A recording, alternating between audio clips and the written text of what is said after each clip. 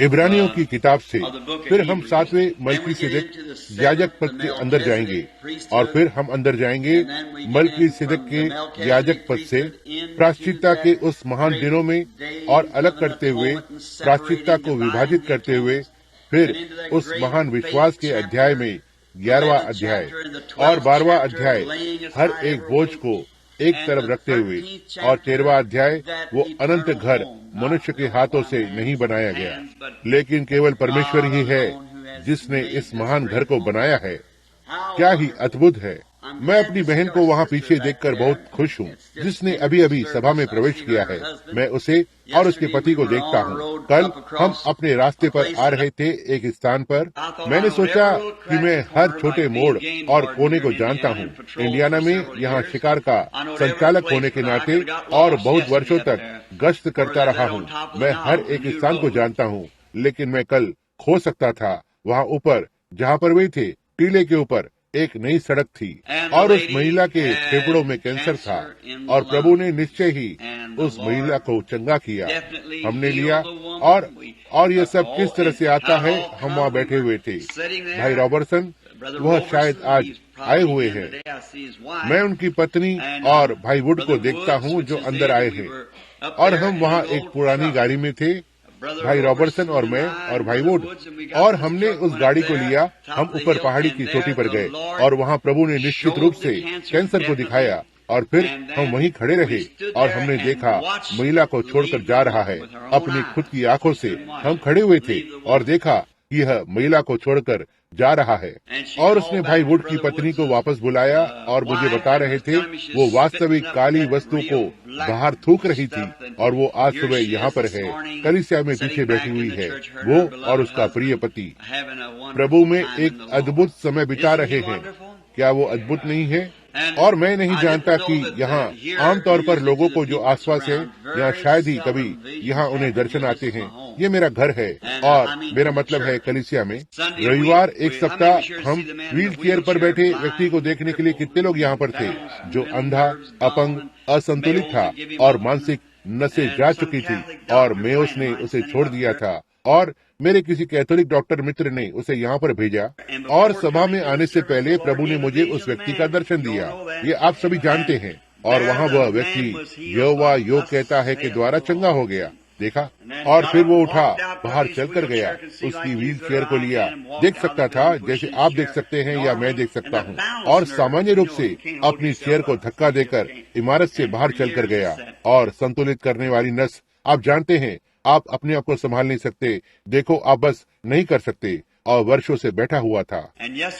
और कल जब मैं वहाँ गया तो वो महिला सपना देख रही थी कि मैं अंदर आ रहा हूँ, तभी 2 बजे, और उसे कैंसर के साथ बताया और फिर यहोवा यो कहता है वह चंगी हो गई थी और वह उठी और ये बिल्कुल ठीक 2 बजे थे और प्रभु का आत्मा नीचे उतरा और वहाँ वो सपना जिसे उसने देखा था और प्रभु ने उसका अनुवाद दिया और वह ठीक वहीं पर चंगी हो गई, ठीक तभी, ठीक वहाँ जहाँ हम देख रहे थे। कितना अद्भुत। उसका नाम याद नहीं आ रहा है। ये क्या है? आपका नाम क्या है बहन? वॉल्टन। बहन वॉल्टन वहाँ पीछे बैठी हुई है। क्या आप बस खड़ी हो जाएंगी? बहन वॉल्टन, आपसे पूछना चाहता हूँ कि आप कैसा महसूस कर रही हैं? आमीन। ये अच्छी, उत्तम और बढ़िया बात है। वो बहुत भला है हमें इस तरह से आशीष देने के लिए। इसलिए हम परमेश्वर के बहुत बड़े माप की अत्यधिक बहुत शायद से अपेक्षा कर रहे हैं। एक डॉक्टर ने यह बात उससे छिपाए रखी थी। उसने उससे कहा कि वो केवल एक तरफ से सांस ले रही है। यह क्या था? कैंसर पूरा फैल गया था और फेफड़े से एक तरफ से सांस लेना बंद कर दिया था। आप देखना, आप एक्सरे के जरिए से कैंसर नहीं देख सकते, क्योंकि कैंसर एक कोशिका होती है और यह जीवन है। और आप सीधे एक्सरे से कैंसर की ओर देखेंगे, आप इसे नहीं देखते हैं। और लेकिन प्रभु ने वास्तव में, हम वहाँ खड़े हुए थे और इसे खुद अपनी आंखों से देखा, इसे निकलते हुए देखा और इसे अपनी खुद की आंखों से जाते हुए देखा। तो हम इसके लिए बहुत आभारी हैं। और अब हमारे लिए अब प्रार्थना करें इस सप्ताह जबकि हम जा रहे हैं। और भाई नेविल बुधवार की रात की सभा को हो सकता है वहीं से आरंभ करेंगे जहां से मैंने छोड़ा था, प्रकाशित वाक्य की किताब की इस महान श्रृंखला में। अब इससे चूकना मत। मैं जानता हूँ कि बहुत प्रार्थना की गई है और हम जानते हैं कि परमेश्वर प्रार्थना को सुनता है, लेकिन हम आज सुबह हम किताब को पढ़ने से पहले बस एक छोटी सी प्रार्थना को करना चाहते हैं। अब कोई भी व्यक्ति जो हष्ट पुष्ट है इस तरह से किताब को लेकर पढ़ सकता है और इसे इस तरह से खोल सकता है, लेकिन समझ को खोलने के लिए केवल परमेश्वर की आवश्यकता होती है, क्योंकि केवल वही वो एक है जो इसे कर सकता है। तो आइए हम कुछ क्षण के लिए सिरों को झुकाते हैं। अब पिता, आपके प्रिय पुत्र प्रभु यीशु के नाम में हम अब बहुत ही नम्रता पूर्वक स्वयं को समर्पित करने के लिए आए हैं, आपके दासों की नाई कि आप हमारे जरिए से बात करें, बोलने वाले होठों और सुनने वाले कानों का खतना कीजिए, जिससे कि वचन परमेश्वर के द्वारा बोला जा सके और आत्मा के द्वारा लोगों में सुना जा सके। इसे प्रदान करे पिता, होने पाए कि वह परमेश्वर के वचन को ले और हमारी आवश्यकता के अनुसार हमारे लिए सेवकाई करे, क्योंकि हम इसे उसके नाम और उसकी महिमा के लिए मांगते हैं। आमीन। अब आज सुबह पढ़ रहे हैं, हम अध्ययन कर रहे हैं, हम प्रचार नहीं कर रहे हैं, केवल इब्रानियों की इस किताब का अध्ययन कर रहे हैं। कितने लोग इसका आनंद ले रहे हैं। ओह, हमारे पास बहुत अच्छा समय है। और अब बस नजदीक से अध्ययन करते हुए वचन पर वचन, ये अवश्य ही संपूर्ण पूरा बाइबल एक साथ जुड़ता है। एक भी वचन उसके स्थान से बाहर नहीं होता है यदि इसे पवित्र आत्मा के द्वारा एक साथ रखा जाए। अब मनुष्य ने कहा है बाइबल स्वयं की बात को काटती है। मैं इसे देखना चाहता हूँ। मैंने इसके विषय में 25 वर्ष लोगों से पूछा है और अभी तक किसी ने इसे नहीं दिखाया है। बाइबल कोई भी बात को नहीं काटती है। यदि ऐसा है तो यह बाइबल नहीं है। महान अनंत यहोवा अपना खुद का खंडन नहीं कर सकता है, इसलिए बाइबल में कोई बात खुद को नहीं काटती है। यह तो केवल लोगों की गलतफहमी है। अब जरा कुछ बुनियाद के लिए लेंगे जब तक हम वापस नहीं जाते। अब इब्रानियों की किताब संत पौलुस के द्वारा इब्रानियों के लिए लिखी गई थी। उसने एक किताब इफिसियों के लिए लिखी। वह इफिसुस मसीह कलीसिया के लोग थे। रोम में एक किताब रोमियों के लिए और एक गलतियों के लिए और एक इब्रानियों के लिए लिखी। अब हम ध्यान देते हैं कि पौलुस एक बाइबल का शिक्षक होने के नाते जो आरंभ से ही था, यही है जो हमने सीखा कि वो उस बड़े शिक्षक गमलीएल की अधीनता में रहा था, उसके सबसे महान दिनों में से एक। और वो पुराने नियम का अच्छा जानकार था। वो इसे अच्छी तरह से जानता था, लेकिन उस मार्ग का सताने वाला बन गया जो मसीह का मार्ग था, क्योंकि उसे पुराने नियम में शिक्षकों की अधीनता में प्रशिक्षित किया गया था। लेकिन शिक्षक अक्सर शारीरिक, मैं आशा करता हूँ कि मैं कुछ भी गलत नहीं कहूँगा, लेकिन अक्सर यदि एक मनुष्य के पास बस शिक्षा होती है और स्कूलों का जो तरीका होता है, तो यह आमतौर पर मनुष्य का बनाया हुआ होता है। देखिए, यह प्रेरणा से नहीं होता है, क्योंकि यह एक स्कूल का मत सिद्धांत बन जाता है। हमारे पास आज ऐसा ही है। प्रेस्बिटेरियन, लूथरन, पेंटिकॉस्टल, इन सभी स्कूलों के पास उनके अपने मत सिद्धांत हैं और वे इसमें केवल वचनों को हवा देते हैं। और पुराने नियम में भी ऐसा ही था। लेकिन पौलुस अच्छी तरह से प्रशिक्षित होने के कारण और वचन दर वचन पवित्र शास्त्र को जानता था। लेकिन आप देखो, उन वचनों को चाहे आप उन्हें कितना भी अच्छी तरह से जानते हो, यदि आत्मा उन्हें नहीं जिलाता है, तब शब्द मार डालता है, आत्मा जीवन देता है। देखो, इसे अवश्य ही जिलाया जाना है या आत्मा के द्वारा जीवित किया जाना है।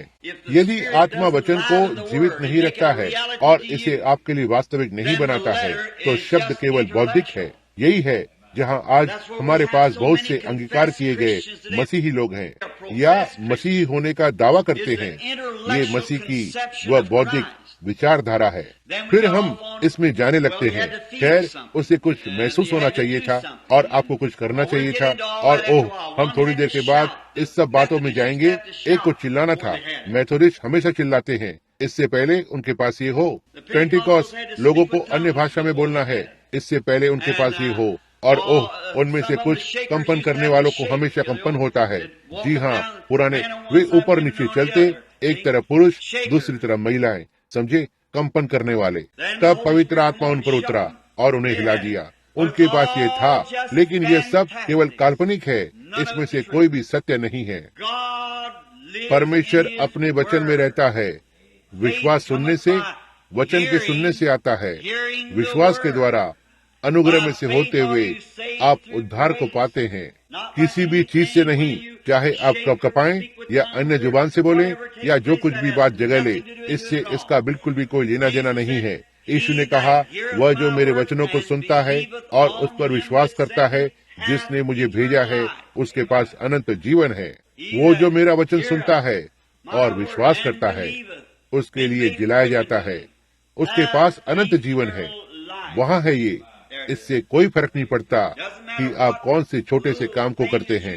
अब मैं कंपन या अन्य जुबान से बोलने या कंपन के विरुद्ध में नहीं हूँ। ओह ना, उस चिल्लाने के, यह सब ठीक है, इसमें कोई बात नहीं, लेकिन यह तो केवल गुण है, समझे। मैं आपको पेड़ से एक सेब को दे सकता हूँ और आपके पास अब भी पेड़ नहीं होगा। देखा आप, यह तो गुण है। झूठ बोलना, चोरी करना, शराब पीना, धूम्रपान करना, जुआ खेलना, व्यभिचार करना, यह पाप नहीं है, यह अविश्वास का गुण है। देखा, यही है। आप ऐसा इसलिए करते हैं क्योंकि आप एक पापी हैं। देखा, लेकिन पहले आप पापी हो, यही कारण है कि आप ऐसा करते हैं, क्योंकि आप विश्वास नहीं करते हैं। और यदि आप विश्वास करते हैं तो आप ऐसा नहीं करते हैं।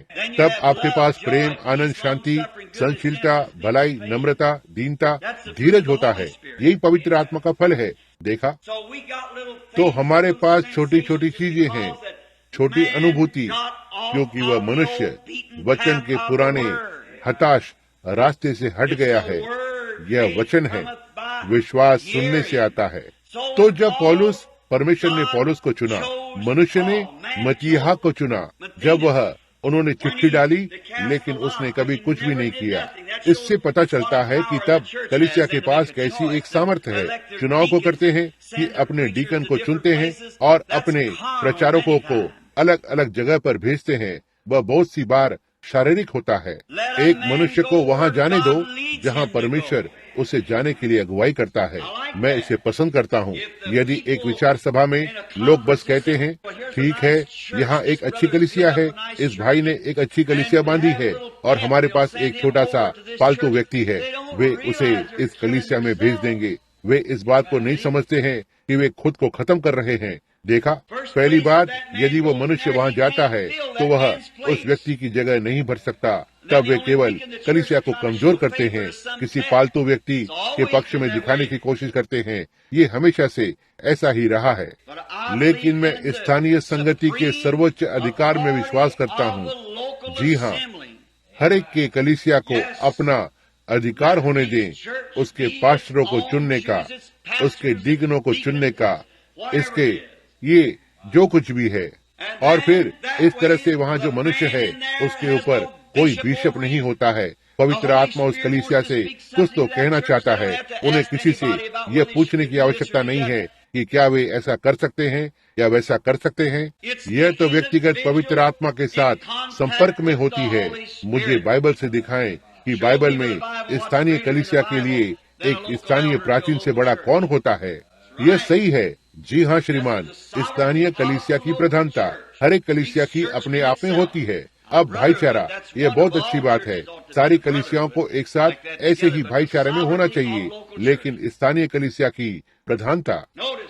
ध्यान दें कि पौलुस उसका एक महान गुरु शिक्षक होने पर वो अच्छी तरह से प्रशिक्षित था। एक दिन दशमिश के रास्ते में लोगों को गिरफ्तार करने के लिए जा रहा था, जो लोग इस नए मार्ग में थे। अब वो ईमानदार था। परमेश्वर आपको आपकी ईमानदारी से नहीं आंकता।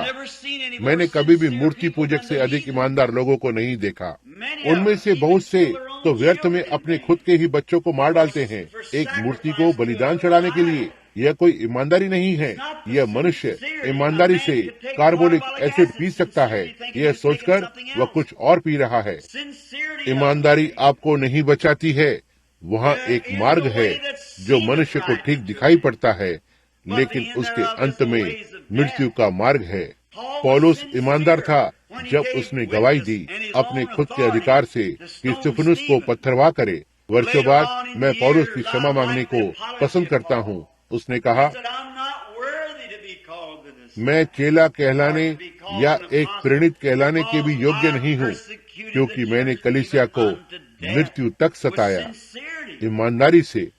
और सड़क पर जाते हुए उसे एक अनुभव मिला। पवित्र आत्मा आग के एक बड़े खंबे में बाहर आया और उसने उसे अंधा कर दिया। अब हम इस बात को बता चुके हैं कि आग का खंबा मसीह था, और वो वही आग का खंबा है जिसने बच्चों को जंगल में से होते हुए अगुवाई की। मसीह परमेश्वर था और परमेश्वर मसीह था।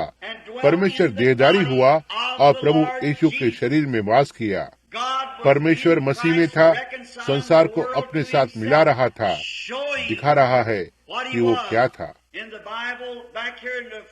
यहाँ पीछे बाइबल में पिछले पदों में हम पढ़ते आ रहे हैं कि उसने अपने आप को दूतों से कम बनाया, रूप को लिया, न ही दूतों का लेकिन देह के रूप को लिया। दूत नहीं गिरे थे, उन्हें किसी छुटकारे की आवश्यकता नहीं थी। देह गिर गई थी, मनुष्य जाति, और उन्हें छुटकारे की आवश्यकता थी। तो पुराने नियमों में एक मनुष्य एक छुड़ाने वाला बनने के लिए पहले उसे निकट कुटुंबी होना था। रूत की उस महान किताब में हमने कुछ समय पहले हमने यहाँ से बताया था, और किस तरह से वो परमेश्वर आत्मा होने पर हमारे साथ निकट कुटुंबी बना था, हम में से एक बनते हुए, जिससे कि हमें छुड़ा सके और हमें अनंत जीवन दे। उसे हम में से बनना था और हम उस अनुग्रह में से होते हुए उसके समान बन सके। और हम देखते हैं कि आग का खंबा इजराइल के बच्चों का नेतृत्व करता है, और जब यह यहाँ धरती पर देहधारी बना था तो हम उसे एक दिन बात करते हुए सुनते हैं, और उसने दावा किया कि वो आग का खंबा था। उन्होंने कहा, तुम कहते हो कि तुम हमारे पिता अब्राहम से बड़े हो। उसने कहा, अब्राहम से पहले मैं हूँ, मैं हूँ। वो कौन था?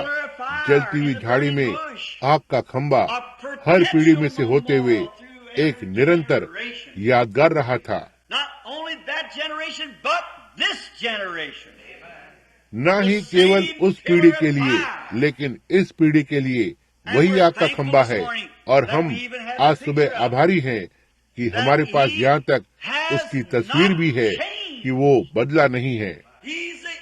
वो अमरहार, अनंत, एक जो धन्य है, वो अब उन्हीं कामों को करता है जो उसने तब किए थे, और यह हमें कितना खुश करता है।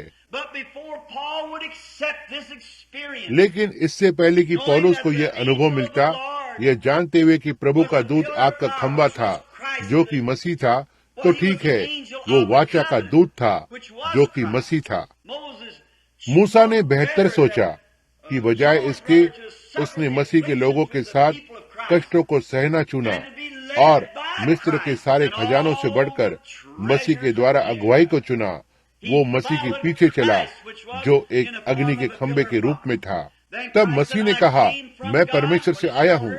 जब वो यहाँ धरती पर था, मैं वापस परमेश्वर के पास जाता हूँ। उसके मृत्यु, गाड़े जाने, पुनरुत्थान के बाद महिमामय शरीर महामहिम के दाहिने हाथ पर बिचवाई करने के लिए बैठा हुआ है।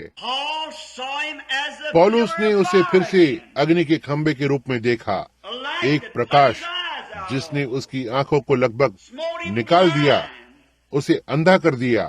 पतरस ने उसे जेल में प्रकाश के रूप में आते देखा, और जब वो बाहर निकला तो उसके सामने के द्वार खुल गए।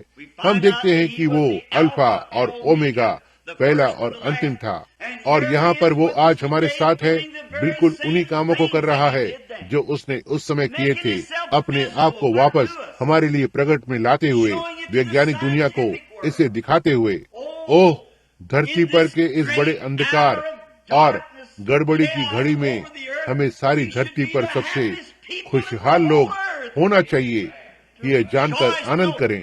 हर समय जब लोग शिक्षित हैं और धरती पर सभी प्रकार के वाद और बातें होती है, और फिर भी आज वास्तविक जीवित परमेश्वर उसके वचन के द्वारा और उसके स्पष्ट प्रमाण के द्वारा हमें दिखाता है कि वो यहाँ हमारे साथ है, काम करते हुए, आगे बढ़ते रहते हुए, बिल्कुल ठीक उसी तरह से कार्य करते हुए, जैसे उसने हमेशा से किए। हम कितने सौभाग्य प्राप्त किए हुए लोग हैं कि हमारे पास ये है।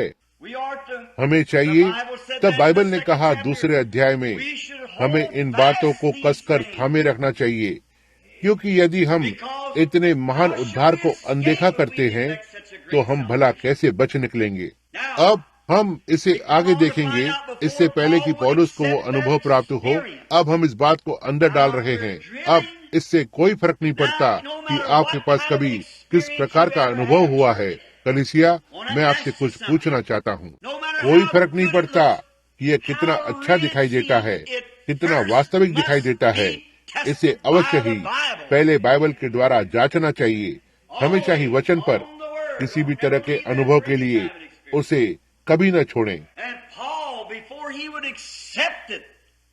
और पौलुस इससे पहले वो इसे स्वीकार करे, वो अरब को चला गया और वहाँ 3 वर्ष रुका रहा। वचन के साथ इस अनुभव को जांच रहा था, और जब वो वापस आया तो उसे यकीन हो गया था कोई भी बात उसे परेशान नहीं कर सकती थी, क्योंकि वह वचन पर दृढ़ था, अटल बना हुआ था। और यही है जहाँ पर वह इन इब्रानियों को दिखाने के लिए मुड़ रहा है। वे महान बातें जिनके बारे में पुराने नियम के बारे में बोला गया था, वो यीशु मसीह में प्रकट हुई थी। क्या ही महिमा है। अब पिछले रविवार या पिछले बुधवार भाई नेविल ने यहाँ 5वें अध्याय में कुछ बहुत ही ऊंचे स्थानों का विवरण किया, क्योंकि यह एक अद्भुत अध्याय है। और हम उसे देखते हैं कि वह 4थे अध्याय में व्यवहार करता है। पिछले रविवार सबत पर लिया था, सबत को मानने वाले। क्या आपको यकीन है आज सुबह? क्या आप जानते हैं कि सबत का पालन करना क्या है? यदि आप जानते हैं तो कहें आमीन।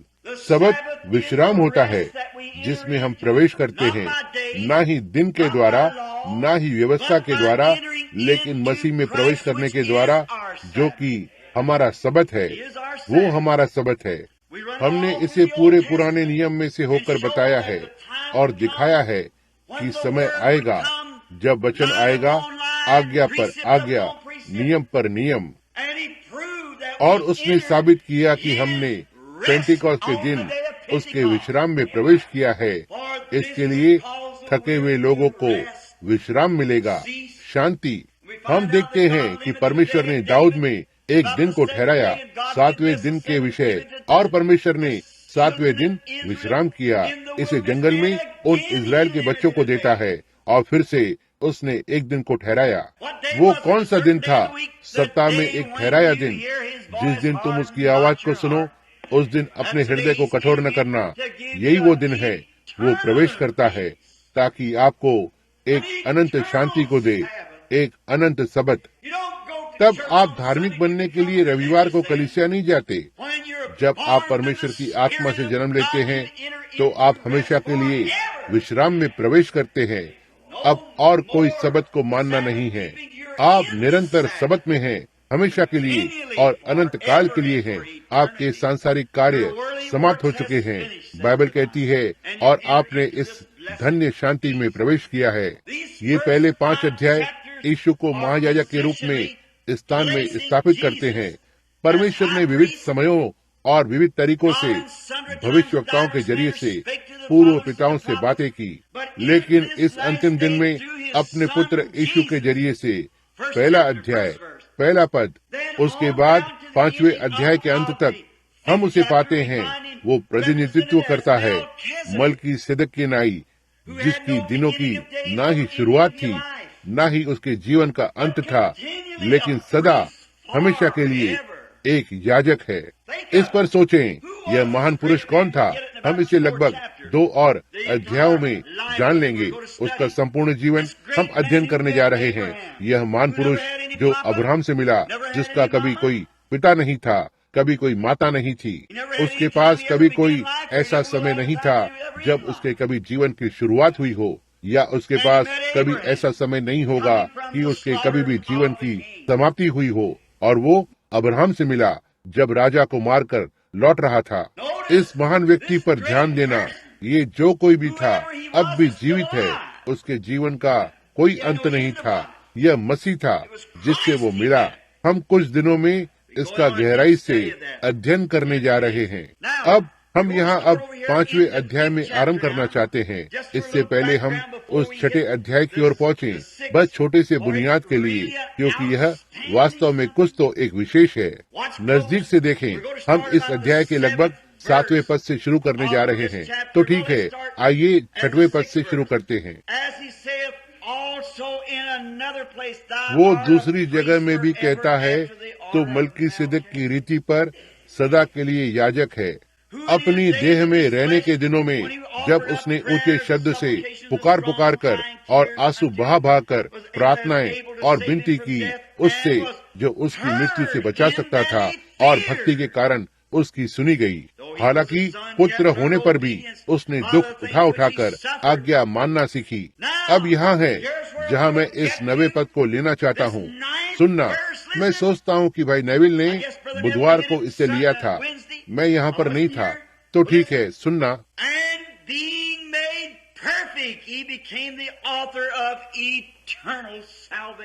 और सिद्ध बनकर अपने सब आज्ञा मानने वालों के लिए सदा काल के उद्धार का कारण हो गया, और उसे परमेश्वर की ओर से मलकीसिदक की रीति पर महायाजक का पद मिला।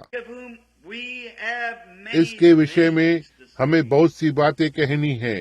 हम इसे यहीं छोड़ देते हैं क्योंकि हम कुछ ही रातों में मलकीसिदक को लेने जा रहे हैं। अब हम इस पर आरंभ करने जा रहे हैं जो हमारा नियमित अध्ययन है। मैं चाहता हूँ मैं इसके बाकी के भाग को एक क्षण के लिए पढ़ूंगा। 11वां पद, जिसके लिए हमें बहुत कुछ कहना है, समझना कठिन है, इसलिए कि तुम ऊंचा सुनने लगे हो। क्योंकि समय के विचार से तो तुम्हें गुरु हो जाना चाहिए था, तो भी क्या यह आवश्यक है कि कोई तुम्हें फिर से सिखाए जो परमेश्वर के वचनों की आदि शिक्षा है। और वे ऐसे हो जाते हैं कि उन्हें तगड़े मांस के बदले दूध की आवश्यकता होती है, क्योंकि दूध पीने वाले बच्चे को तो धर्म के वचन की पहचान नहीं होती, क्योंकि वह बालक है। मैं आशा करता हूँ कि पवित्र आत्मा अब आपके अंदर गहराई में ले गया है।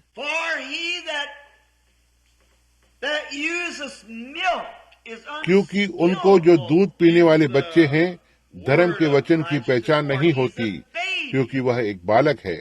आप एक बच्चे को तगड़ा मांस देंगे, आप उसे मार डालेंगे। यही वो कारण है कि बहुत से लोग कहते हैं, मैं इसे विश्वास नहीं करता हूँ, और चले जाते हैं।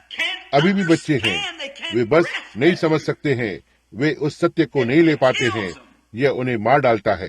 कलीसिया को आज महान सामर्थी बातें जानना चाहिए, क्योंकि आप इसे नहीं सिखा सकते। वे इस पर ठोकर खाते हैं, वे नहीं जानते कि इसके साथ क्या करना है।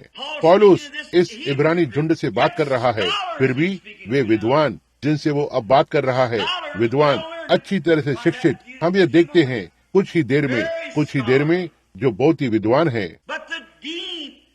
लेकिन गहरा आत्मिक रहस्य कलीसिया अब भी इसके लिए अंधी है। उसने कहा, जबकि तुम्हें दूसरों को शिक्षा देना चाहिए, तुम अब भी एक बालक हो। और मैं जानता हूँ कि बहुत से लोग उठ खड़े हुए हैं और बाहर जाकर और कहते हैं, ओह, मुझे अब कलीसिया जाने की आवश्यकता नहीं है। परमेश्वर की स्तुति हो, पवित्र आत्मा आया है, वही वो शिक्षक है। जब आपको ऐसे विचार आते हैं तो आप बस गलत है। इस कारण पवित्र आत्मा ने क्यों कलीसिया में शिक्षकों को रखा है? यदि वो शिक्षक बनने जा रहा है, देखा, वहाँ पहला परिणित, भविष्यवक्ता, शिक्षक, प्रचारक और पास्टर है।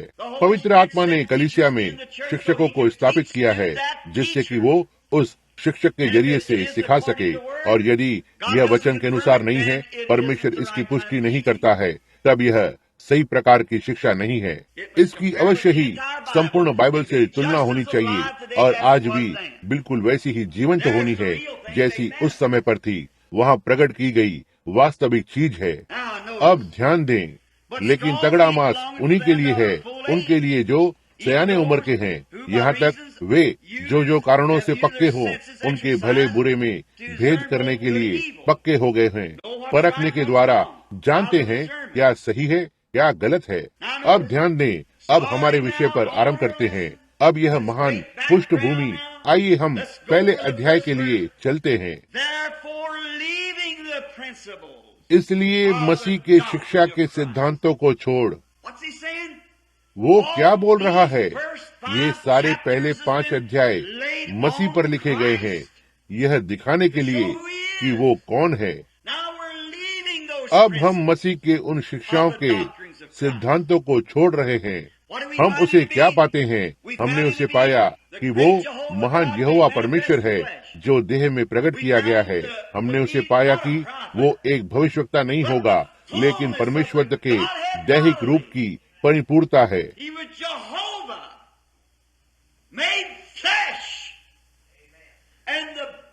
वो यहोवा देहधारी हुआ था और वो शरीर यीशु उसे केवल भवन बनाया। परमेश्वर मनुष्य में वास करते हुए परमेश्वर का मनुष्य के साथ मेल मिलाप हो गया, मनुष्य के जरिए से कुंवारी जन्म के द्वारा जो उसका निज पुत्र है, और यहोवा उस आत्मा ने उसमें वास किया। अब कितने लोगों को परमेश्वर के बारे में शिक्षा याद है? हमने किस तरह से पीछे जाकर और परमेश्वर को उस बड़े मेघधनुष के समान पाया जिसमें सारी भिन्न आत्मा थी, वह कैसा था। और उसके बाद परमेश्वर में से लोगोस बाहर आया जो कि दैविक शरीर बन गया और वो एक मनुष्य के रूप में था। और मूसा ने उसे चट्टान की दरार में से गुजरते हुए देखा और उसके बाद वो दैविक शरीर पूरी तरह से मनुष्य देह बन गया जो मसीह है। और हम किस तरह से उसके अनुग्रह में से होते हुए देखते हैं कि हमारे पास अनंत जीवन है। अब वचन हमेशा के लिए है, दूर तक के लिए होता है, कुछ समय की अवधि के लिए। इसे कहा गया बाइबल में हमेशा और हमेशा के लिए, एक जोड़। लेकिन हमेशा के लिए इसका मतलब केवल एक समय होता है, लेकिन अनंत का मतलब सदा के लिए होता है। और सिर्फ हर उस चीज की शुरुआत होती है, उसका अंत है। लेकिन जिन चीजों की शुरुआत नहीं है उसका कोई अंत नहीं है। तो परमेश्वर की कोई शुरुआत नहीं थी और उसका कोई अंत नहीं है। और इसलिए मल्कीसिदक वो महान याजक एक मनुष्य के तरह था। उसकी कोई शुरुआत नहीं थी और न ही उसका कोई अंत था। और जब हम उस दैविक शरीर के जरिए से कि इससे पहले जगत को बनाया गया था, हम परमेश्वर के स्वरूप में बनाए गए थे। जब वो दैविक शरीर देहधारी हुआ और हमारे बीच में डेरा किया, तब उसकी मृत्यु के द्वारा हम अपने आप के लिए उसकी आत्मा को ग्रहण करते हैं और हमारा कोई अंत नहीं होता है। अनंत जीवन, ना ही दूत लेकिन पुरुष और महिलाएं।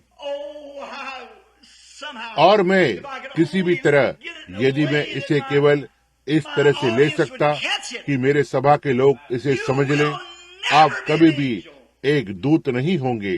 परमेश्वर ने दूत बनाए, लेकिन परमेश्वर ने मनुष्य को बनाया, और जो परमेश्वर करता है वह परमेश्वर से है, जो अनंत है जैसे परमेश्वर अनंत है। और मनुष्य अपने सृष्टिकर्ता के जैसे ही अनंत है, क्योंकि वो अनंतता से बनाया गया था। लेकिन पाप का अंत है, दुख का अंत है, इसलिए वहाँ एक अनंत नरक नहीं हो सकता है। वहाँ एक नरक है, आग और गंधक है, हम ये जानते हैं, लेकिन वहाँ कोई अनंत नरक नहीं है। वहाँ अनंत जीवन का केवल एक ही प्रकार है और वह परमेश्वर का है।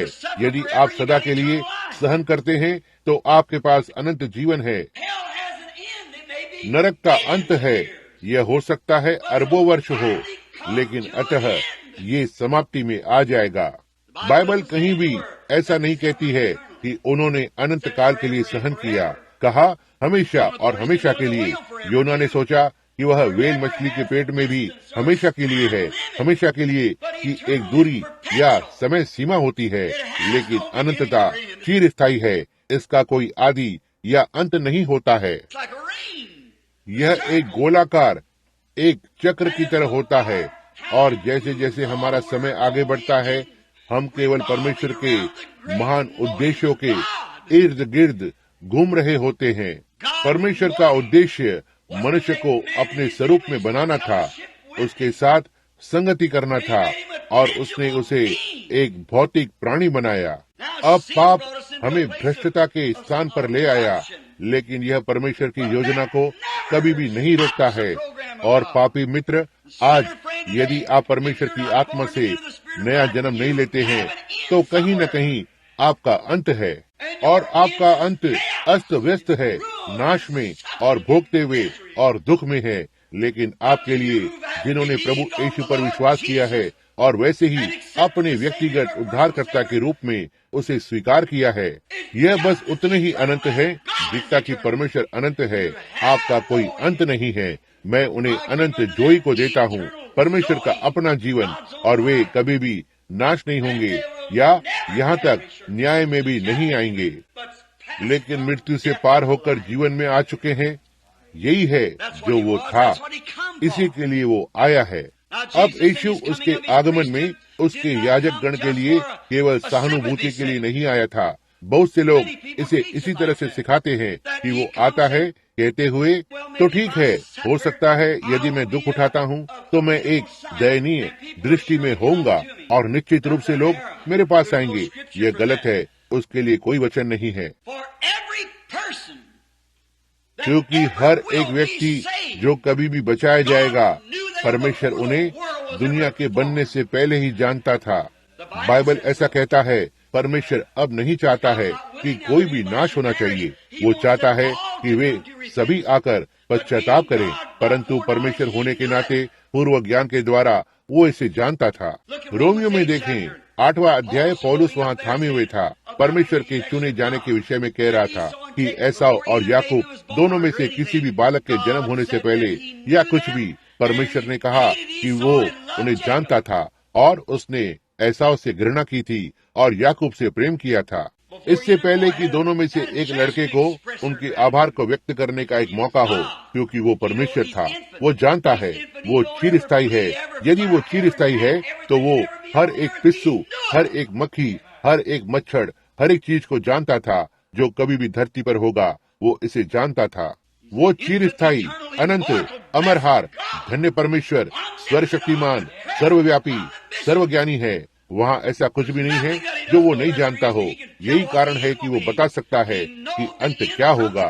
वह अंत को आदि से जानता था। जो भविष्यवाणी है वो बस उसका ज्ञान है।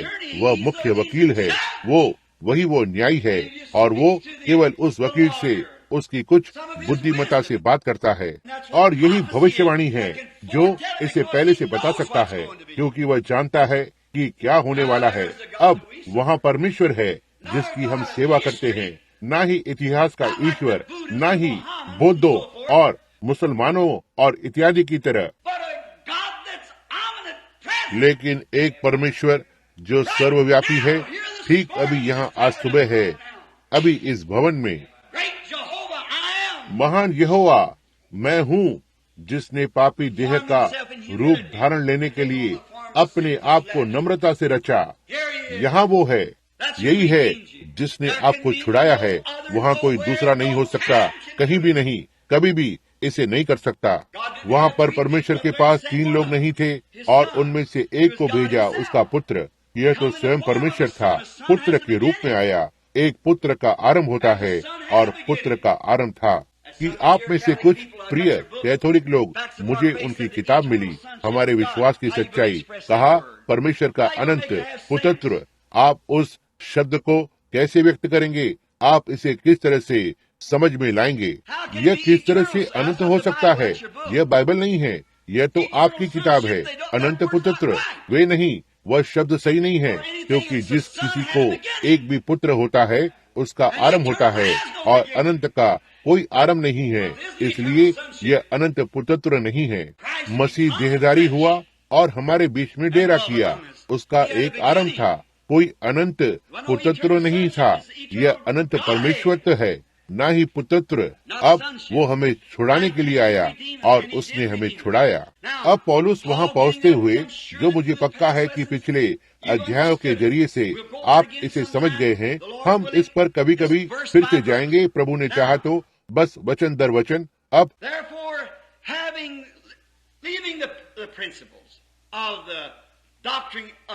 इसलिए आओ मसीह की उस शिक्षा की आरंभ की बातों को छोड़कर हम सिद्धता की ओर आगे बढ़ते जाएं। यह उन्हें ठोकर खिलाता है, क्या यह नहीं खिलाता? आओ हम क्या करें?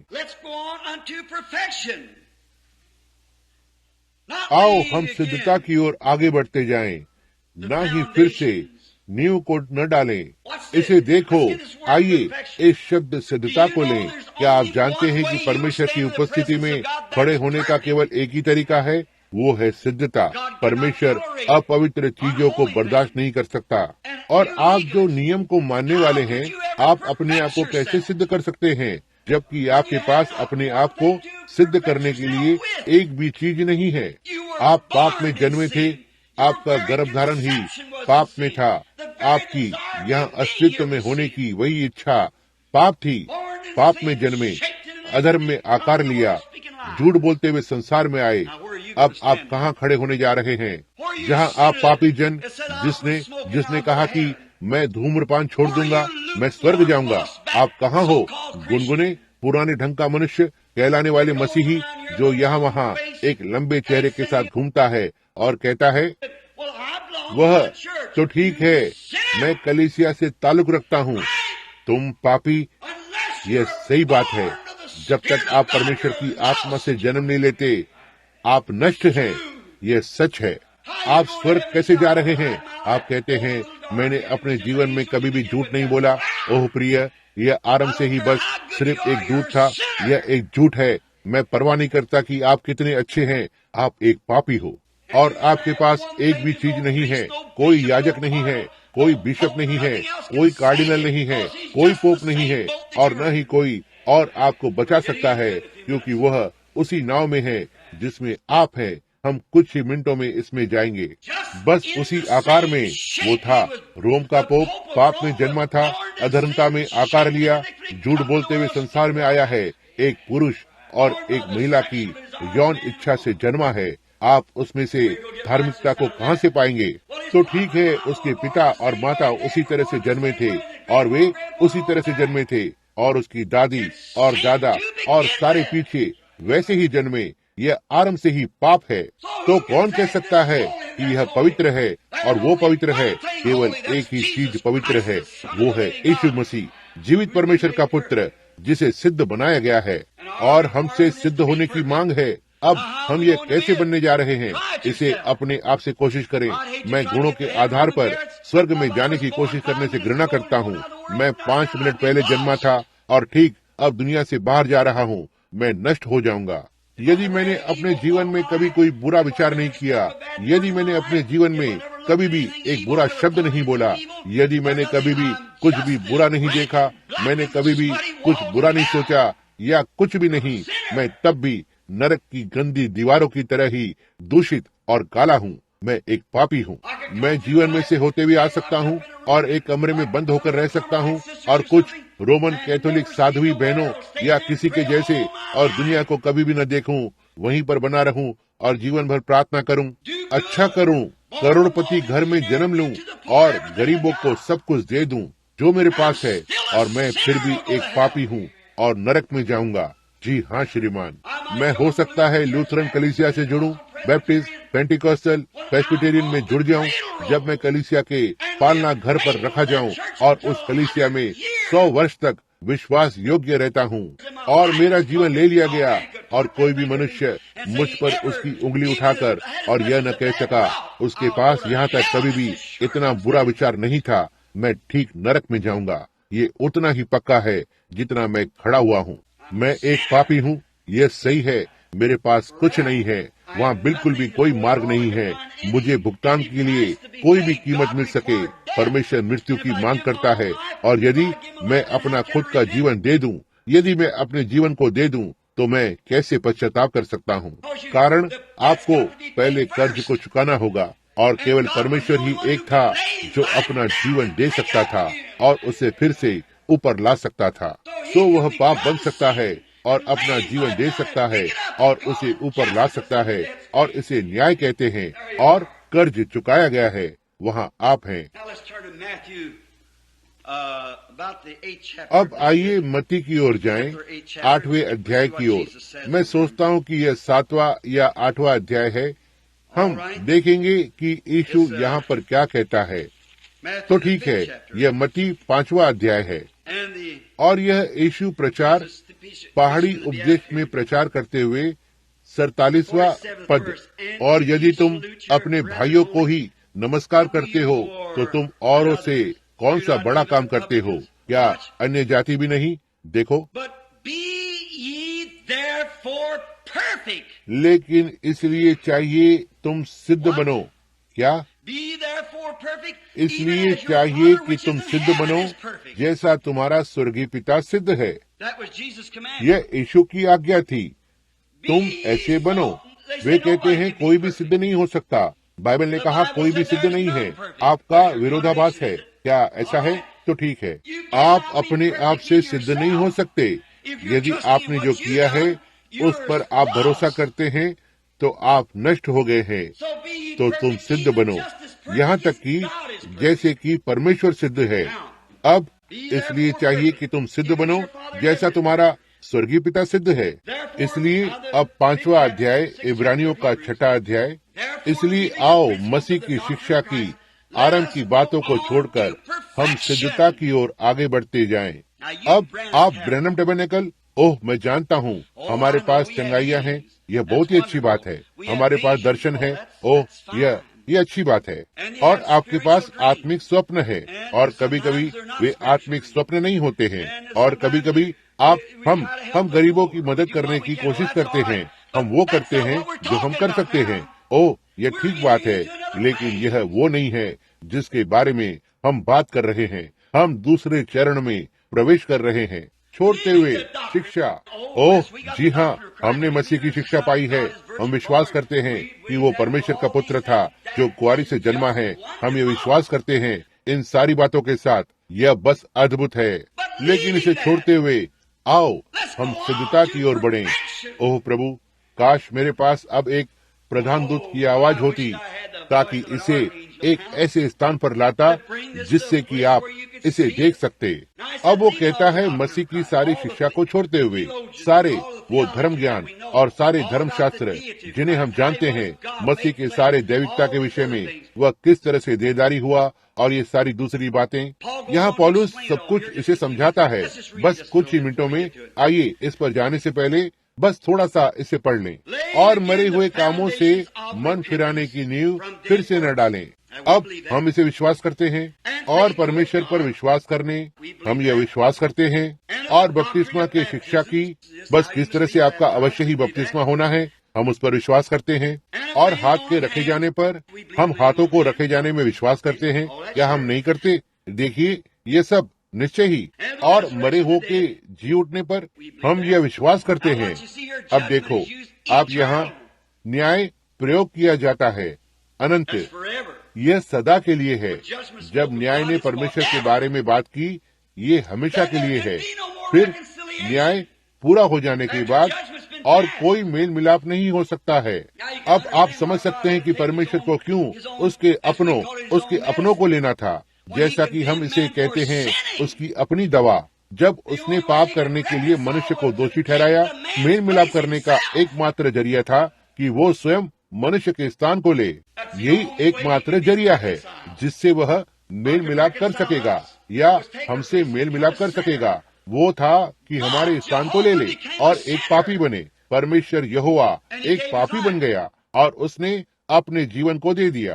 अब आप अपना जीवन एक पापी की नाई दे सकते हैं, किसी कारण के लिए मर सकते हैं। और उसने कहा, भले ही मैं अपने शरीर को बलिदान के नाई जलाने के लिए दे दूं, फिर भी मैं कुछ भी नहीं, क्योंकि यह काम नहीं करेगा। देखो, जब आप मरते हैं तो आप चले जाते हैं। आप एक पापी की नाई मरते हो, आप नष्ट हो जाते हैं। लेकिन परमेश्वर देह में नीचे उतरा और देह में पाप को दोषी ठहराया, पाप से भरी देह बना, क्योंकि वह अनंत परमेश्वर था और उसने अपने खुद की देह को जिलाया, इसलिए वह न्याय करने वाला है। अब ये सारी बातें हैं। आओ हम सिद्धता की ओर बढ़ें। पौलुस ने कहा, अब क्या? अनंत न्याय का हम यही करेंगे यदि परमेश्वर चाहे तो। तीसरा पद, अभी सिद्धता की ओर बढ़ें। यीशु ने कहा, इसलिए चाहिए तुम सिद्ध बनो जैसा तुम्हारा स्वर्गीय पिता सिद्ध है। और हम हर एक जन दोषी हैं, क्योंकि फर्क नहीं पड़ता कि हम क्या करते हैं, हम दोषी हैं। हम दोषी जन्मे थे। आपके माता और पिता दोषी जन्मे थे। आपके सभी पूर्वज पाप में जन्मे थे, अधर्म के साथ उत्पन्न हुए।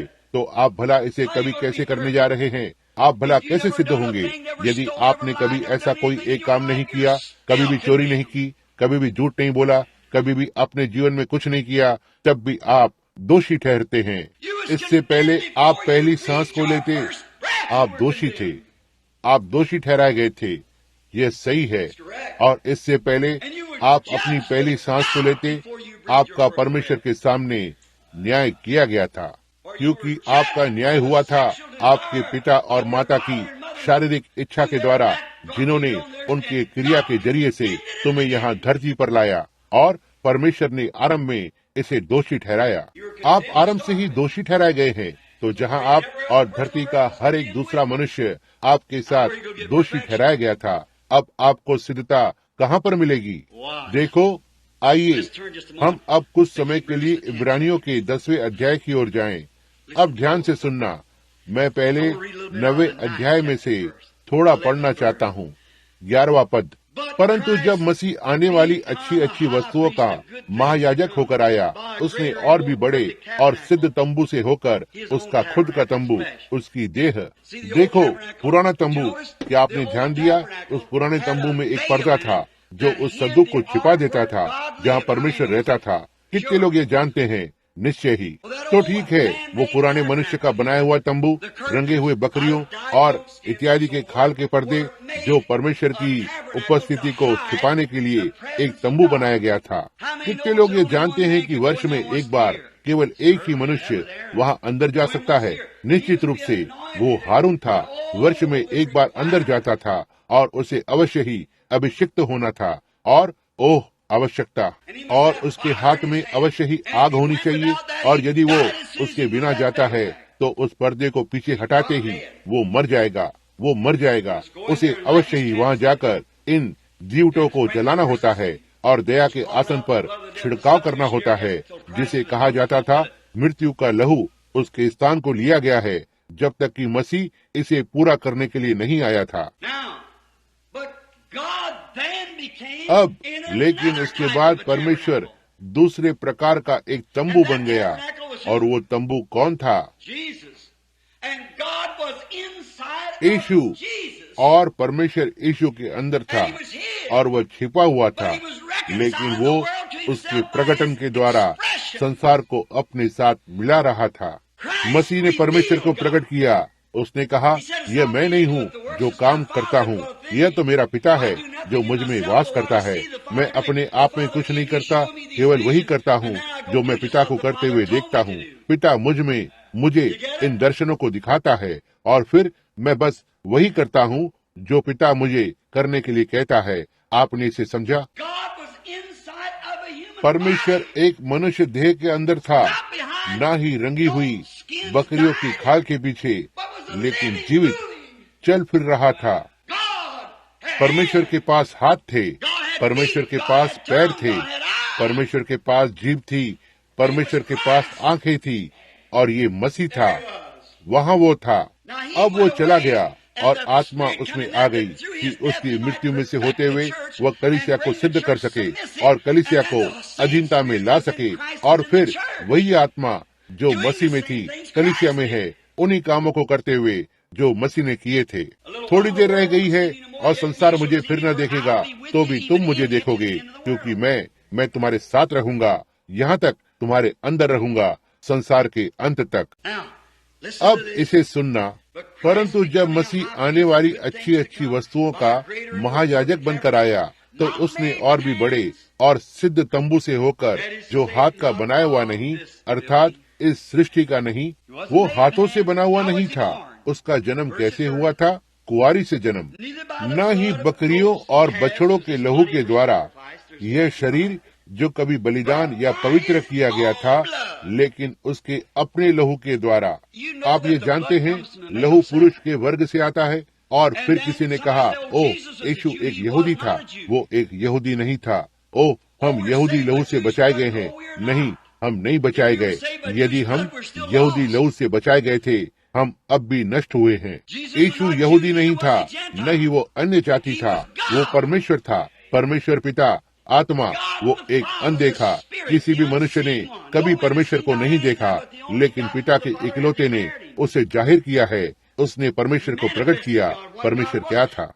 अब उसकी कलीसिया को परमेश्वर को प्रकट करना है, यह दिखाने के लिए कि परमेश्वर क्या है। देखा, हम क्या करते हैं? खुद को संगठित करते हैं, और मेरा उनसे कोई लेना देना नहीं है। वे मेथोडिस्ट हैं, वे प्रेस्बिटेरियन हैं, मैं उनसे कोई लेना देना नहीं रखना चाहता हूँ। मैं बैप्टिस्ट हूँ, मैं पेंटिकॉस्टल हूँ।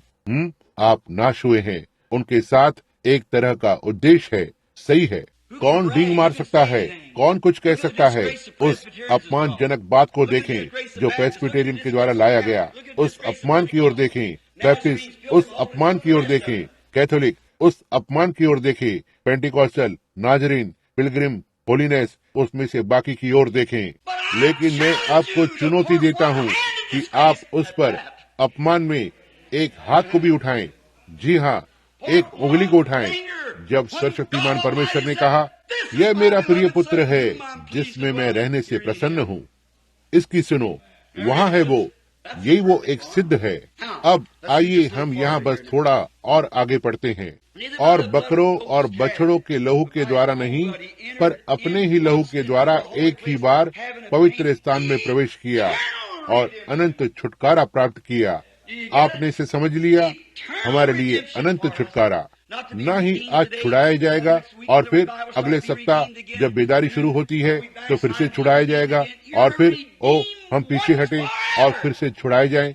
आपको एक बार हमेशा के लिए छुड़ाया गया है। यह सही बात है। अब कोई और छुड़ाए जाना नहीं। अनंत छुटकारा।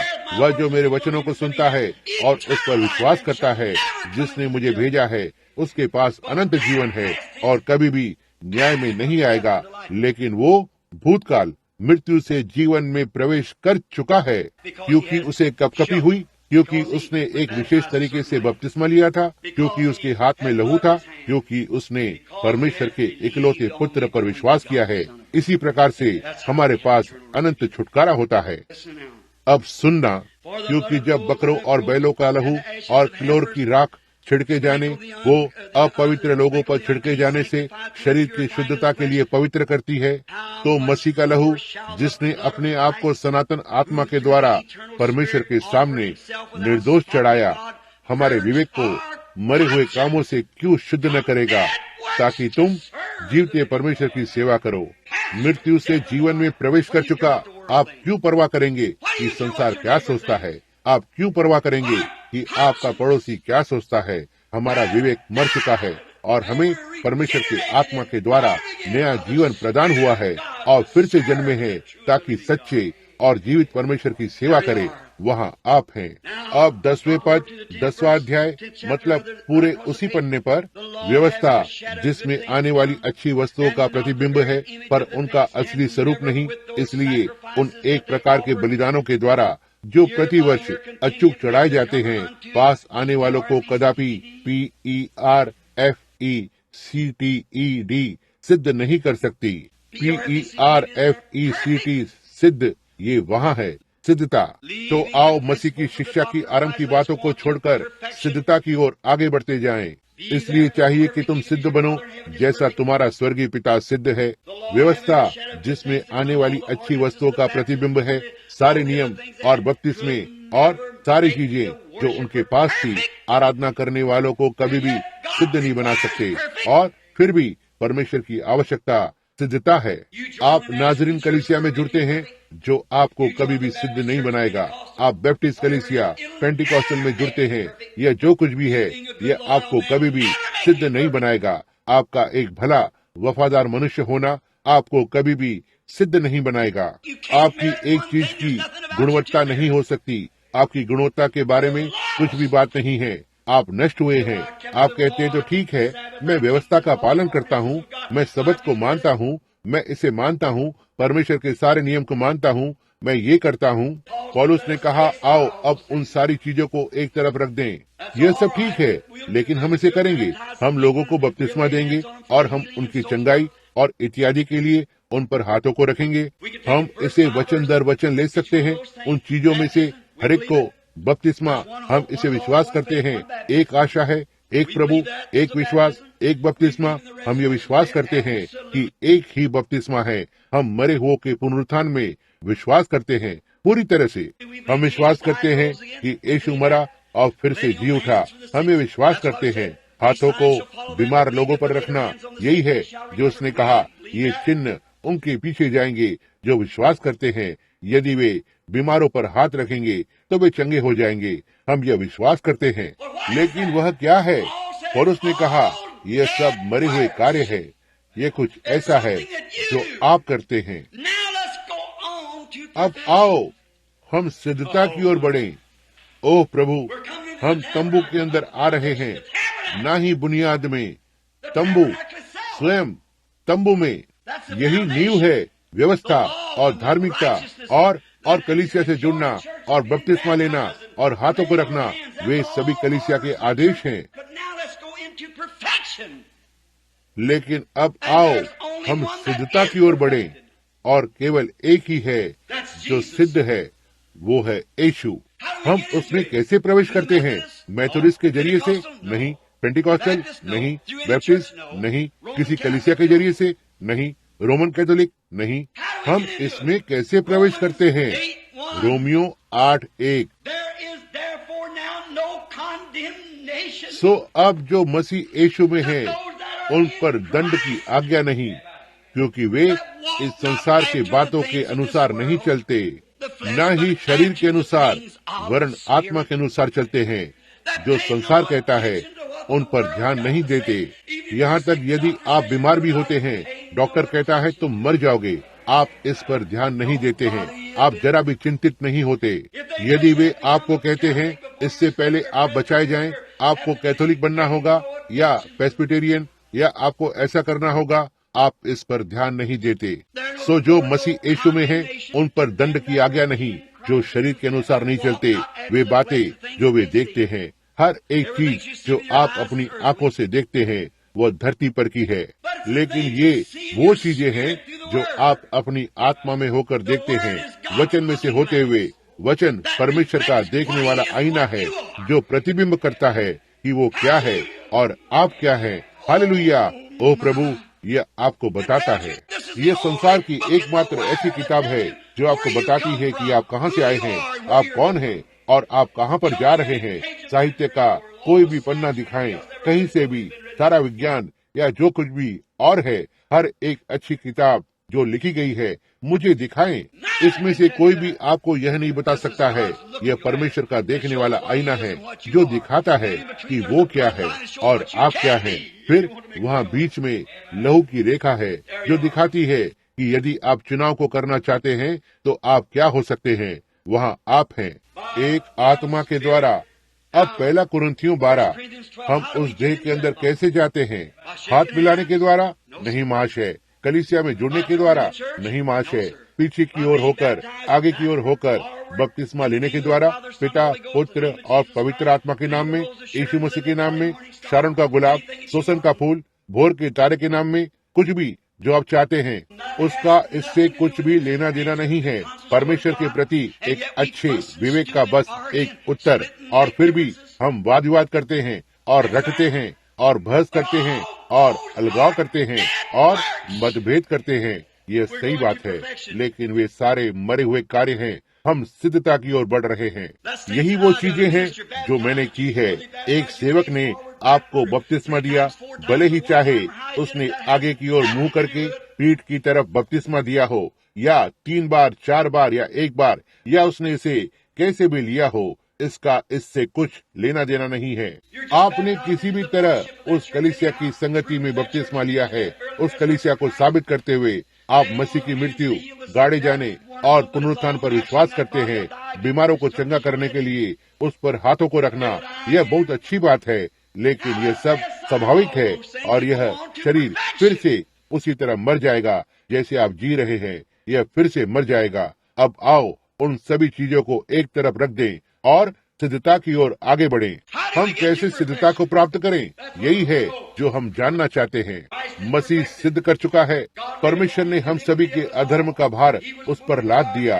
वो हमारे अपराधों के लिए घायल किया गया, हमारे अधर्म के कामों हेतु कुचला गया, हमारी शांति के लिए उस पर ताड़ना हुई, उसके कोड़े खाने से हम चंगे हो गए। यही वो देह है जिसमें हम जाना चाहते हैं। यही वो देह है। क्यों? यदि आप उस देह में हैं, तो आप कभी भी न्याय को नहीं देखेंगे। आप कभी भी मृत्यु का स्वाद नहीं चखेंगे। आप मृत्यु, न्याय, पाप और दूसरी सभी चीजों से आजाद हैं जब आप उस शरीर में होते हैं। आप इसमें किस तरह जाते हैं प्रचारक? इस आराधनालय में जुड़ने के द्वारा। आप अब भी नष्ट हुए हैं, किसी तरह जुड़ नहीं सकते। हमारे पास कोई किताब नहीं है। हम इसके अंदर कैसे जाते हैं? किसी कलीसिया में जुड़ने के द्वारा? नहीं महाशय। आप इसके अंदर कैसे जाते हैं? आप इसमें जन्म लेते हैं। पहला कुरिन्थियों 12, क्योंकि हम सब ने एक ही आत्मा के द्वारा एक देह में बपतिस्मा लिया है। पवित्र आत्मा के बपतिस्मा के द्वारा हमने उस देह में बपतिस्मा लिया है और पाप से आजाद हुए हैं। परमेश्वर अब आपको नहीं देखता है, वो केवल मसीह को देखता है। और जब आप उस देह में होते हैं तो परमेश्वर उस देह का न्याय नहीं कर सकता है। वो इसका पहले ही न्याय कर चुका है। उसने हमारे न्याय को ले लिया और हमें अंदर आमंत्रित किया और विश्वास के द्वारा अनुग्रह में से होते हुए हम चलते हैं और अपनी क्षमा को स्वीकार करते हैं। और पवित्र आत्मा हमें उसके साथ इस संगति में लेकर आता है और हम उसके बाद संसार की चीजों के पीछे नहीं चलते, लेकिन आत्मा में चलते हैं। जिलाए गए वचन हमारे पास आया, मेरे स्थान पर मर गया, मुझे जीवित किया गया। यहाँ मैं हूँ जो कभी पाप और अपराधों में मरा हुआ था, जीवित किया गया। मेरी सारी इच्छाएं उसकी सेवा करने की है। मेरा सारा प्रेम उसी के लिए है। मेरा सारा आचरण उसके नाम में होना चाहिए कि मैं जहाँ भी जाऊँ, जो कुछ भी करूँ, मैं उसकी महिमा करता रहूं। यदि मैं शिकार करता हूं, यदि मैं मछली पकड़ता हूं, यदि मैं गेंद खेलता हूं, यदि मैं जो कुछ भी करता हूं, मुझे अवश्य ही चाहिए मुझ में मसीह हो। एक ऐसे जीवन में जो मनुष्यों को ऐसा बनाना चाहेगा, ना ही व्यर्थ बात करे, ना पीठ पीछे बात करे, ना ही आपकी कलीसिया के बारे में वाद विवाद करे। आपने इसे समझा? एक आत्मा के द्वारा हमने उस देह में बपतिस्मा लिया है और जब मैं लहू को देखूंगा तब मैं तुम्हें छोड़कर निकल जाऊंगा। सुनना, आइए हम कृपा करके यहाँ थोड़ा और आगे बढ़ें। वो पास आने वालों को कदापि सिद्ध नहीं कर सकती, क्योंकि दूसरा पद 10वां अध्याय, क्योंकि नहीं तो उनका चढ़ाना बंद क्यों न हो जाता। यदि ये व्यक्ति को सिद्ध बना सकता और परमेश्वर सिद्धता को चाहता है, यदि व्यवस्थाओं का पालन करना, यदि सारी आज्ञाओं को मानना आपको सिद्ध बना देता, तब तो वहाँ कोई भी बात के होने की कोई आवश्यकता ही नहीं है। आप पहले से ही सिद्ध हो चुके हो, क्योंकि जब आप सिद्ध होते हैं तो आप अनंत होते हैं, क्योंकि केवल परमेश्वर ही अनंत है और एकमात्र परमेश्वर ही सिद्ध है और एक ही जरिए से आप अनंत हो सकते हैं, वो है परमेश्वर का भाग बनना। जब एक ही बार शुद्ध हो जाते, अब पाप का विवेक नहीं। क्या आराधना करने वाले एक बार शुद्ध हो जाते ताकि कोई और विवेक न हो? यदि आप इसका अनुवाद लिखते हैं तो यह इच्छा है। आराधना करने वाले एक बार शुद्ध हो जाते तो पाप की कोई और इच्छा नहीं होती है। यदि आराधना करने वाले एक बार शुद्ध हो जाते, अब आप ऊपर जाकर और कहते हैं, ओह हालेलुया, मैं कल रात बच गया, लेकिन ठीक है, परमेश्वर धन्य हो, उस महिला ने मुझे पुनः पाप करने को लगाया। हालेलुया, किसी दिन मैं फिर से बच जाऊंगा। तुम अभागे, अप्रशिक्षित, अनपढ़ हो। यह इस तरह से नहीं है। आराधना करने वाले एक बार शुद्ध हो जाते हैं तो पाप की कोई और भावना नहीं होती है। बाइबल ने कहा, सुनना, जैसा कि हम आगे पढ़ते हैं, बस 1 मिनट, परंतु उन बलिदानों के द्वारा प्रति वर्ष पापों का स्मरण हुआ करता है। अब हम इसे छोड़कर आगे जा रहे हैं। 8वें पद को लेंगे समय को बचाने के लिए, और जहाँ मैं जाना चाहता हूँ उसके ऊपर तब वो कहता है कि न तूने बलिदान और भेंट और होम बलियों और पाप बलियों को चाहा और न तू उनसे प्रसन्न हुआ, यद्यपि ये बलिदान तो व्यवस्था के अनुसार चढ़ाए जाते हैं। 9वां पद फिर यह भी कहता है कि देख मैं आ गया हूँ ताकि तेरी इच्छा पूरी करूँ। निदान वह उठा देता है, निदान वह पहले को उठा देता है, वो नियम ताकि दूसरे को नियुक्त करे। काश हमारे पास उस पर बने रहने का समय होता। जब तक आप एक प्रेस्बिटेरियन या पेंटिकॉस्टल या बैप्टिस्ट या मेथोडिस्ट हैं, वो आपके साथ कभी भी कुछ लेना देना नहीं रख सकता। उससे पहले वह सब कुछ दूर ले जाना है, देखो, जिससे वो दूसरे को नियुक्त कर सके। जब तक आप कहते हैं तो ठीक है, मैं एक मेथोडिस्ट हूँ, मेथोडिस्ट या बैप्टिस्ट या पेंटिकॉस्टल के खिलाफ कुछ भी नहीं, लेकिन भाई यह इसका उच्चारण नहीं है। आपको सिद्धता की ओर बढ़ना है, वो मसीह के अंदर है। अब इसे देखें, बस 1 मिनट। उसी इच्छा से हम यीशु मसीह की देह के एक ही बार बलिदान चढ़ाए जाने के द्वारा पवित्र किए गए हैं। आइए बस थोड़ा सा आगे बढ़ें और इसे थामे रहें, इसे आपके अंदर जाने दें। जब हम पढ़ रहे हैं सभी के लिए एक ही बार, और हर एक याजक तो खड़े होकर प्रतिदिन सेवा करता है और प्रायः एक ही प्रकार के बलिदान को, जो पापों को कभी भी दूर नहीं कर सकते, बार बार चढ़ाता है। लेकिन यह मनुष्य, क्या आप तैयार हैं? क्या आपने छाती को अभी खोला है? तो यह बाहर नहीं जाएगा, यह सीधे हृदय तक चला जाएगा। लेकिन यह मनुष्य, कौन सा मनुष्य? न ही रोम का पोप, न ही मेथोडिस्ट कलीसिया का बिशप, न ही कोई अन्य कलीसिया, लेकिन यह मनुष्य मसीह तो पापों के बदले एक ही बलिदान सर्वदा के लिए चढ़ाकर परमेश्वर के दाहिने जा बैठा, और उसी समय से इसकी बाट जो रहा है कि उसके बैरी उसके पांव के नीचे की पीढ़ी बने। देखो, यहाँ वो आती है, क्योंकि उसने एक ही चढ़ावे के द्वारा उसे PERFECTED सिद्ध किया है, उसे सिद्ध कर दिया है। क्या अगली बेदारी तक? यह क्या कहता है? उन्हें जो पवित्र किए जाते हैं सर्वदा के लिए सिद्ध कर दिया है। क्या आपने इसे समझा? आओ हम सिद्धता की ओर बढ़ें। अब आप होलीनेस के लोग कहते हो, ओह हाँ, हम पवित्रता में विश्वास करते हैं, हालेलुया, हम पवित्रीकरण में विश्वास करते हैं। लेकिन आप अपनी खुद की बातों को ही ले रहे हैं। आप बस इसे छोड़ देते हैं और उसे छोड़ देते हैं। आप जानते हैं कि आपको ऐसा नहीं करना चाहिए। जब तक कि मसीह द्वार को नहीं खोलता और इसे आपके हृदय में नहीं जिलाता, और आप एक ऐसा स्थान बन जाते हो जहाँ पाप मर चुका है और इच्छा यह सब जा चुकी है, तब वो आपकी स्वयं की धार्मिकता को निकाल लेता है, जिससे वो अपने आप को आप में स्थापित कर सके। और यह मसीह है, परमेश्वर का पुत्र, जो आप में महिमा की आशा है। आओ हम सिद्धता की ओर आगे बढ़ें। हम भला सिद्ध कैसे हो सकते हैं? मसीह की मृत्यु में से होते हुए, न ही कलीसिया में जुड़ने के द्वारा, न ही हमारे भले कामों में से होते हुए जो हम करते हैं। ये सब अच्छी बात है, न ही इसलिए कि हमने इस तरह से या उस तरह से बपतिस्मा लिया था, न ही इसलिए कि हम हाथों को रखने के द्वारा चंगे हो गए, न ही इन अन्य चीजों में से किसी के कारण हम मृत्यु, दफन होना और पुनरुत्थान में विश्वास करते हैं। पौलुस ने कहा, मैं मनुष्यों और स्वर्गदूतों की बोली बोल सकता हूँ, दोनों ही समझी जाने वाली बोली और न समझी जा सकने वाली बोली, दोनों का अनुवाद होना है। मैं कुछ भी नहीं, भले ही मेरे पास ज्ञान का दान हो और मैं परमेश्वर के हर एक ज्ञान को समझूं, बाइबल की व्याख्या कर सकता हूँ, उसे एक साथ जोड़ते हुए मैं कुछ भी नहीं।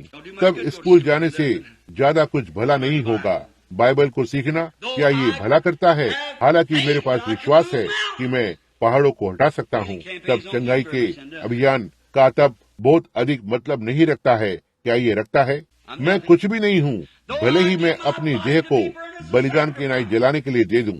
ओह, वे कहते हैं वह मनुष्य धार्मिक है, लेकिन वो कुछ भी नहीं। पौलुस ने कहा, कभी भी कुछ नहीं बनना, क्योंकि जहाँ अन्य जुबानें हो वे वहाँ थम जाएंगी, जहाँ भविष्यवाणियाँ हैं यह विफल हो जाएगी, जहाँ ये सब अन्य चीजें हैं वहाँ असफल हो जाएंगी। लेकिन जब वो जो सिद्ध है वो आता है, तो जो अधूरा है वो मिट जाएगा। देखो, वो सिद्धता क्या है? प्रेम क्या है? परमेश्वर, आइए हम इन सारे छोटे छोटे मरे हुए कामों और रीति रिवाजों को एक तरफ रख दें और सिद्धता की ओर आगे बढ़ें।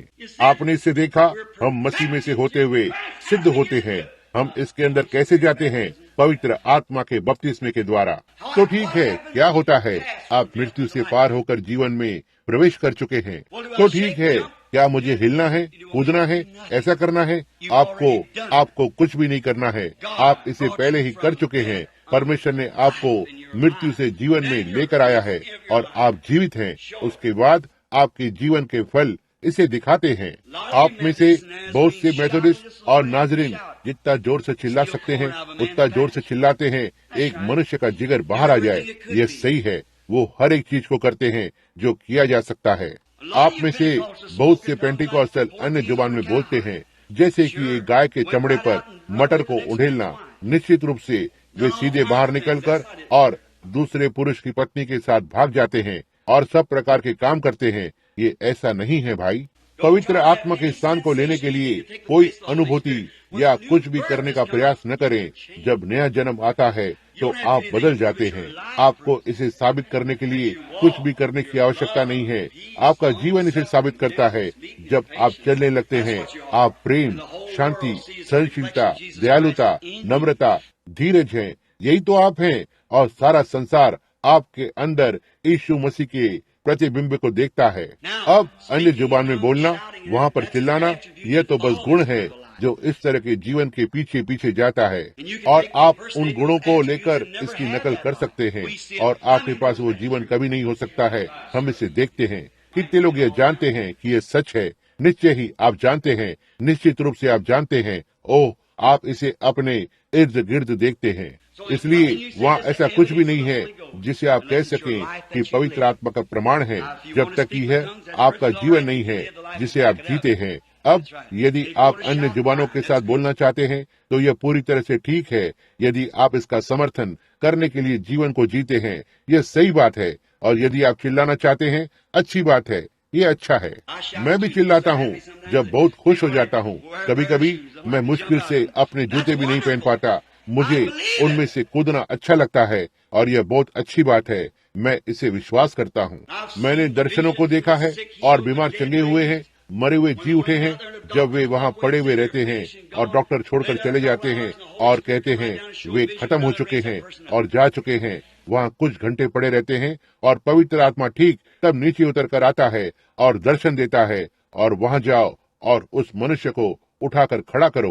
मैंने उन्हें देखा है जो बहरे, गूंगे और अंधे होते हैं और अपंग हैं, चलने लगते हैं। ऐसा नहीं है, यह तो बस गुण है।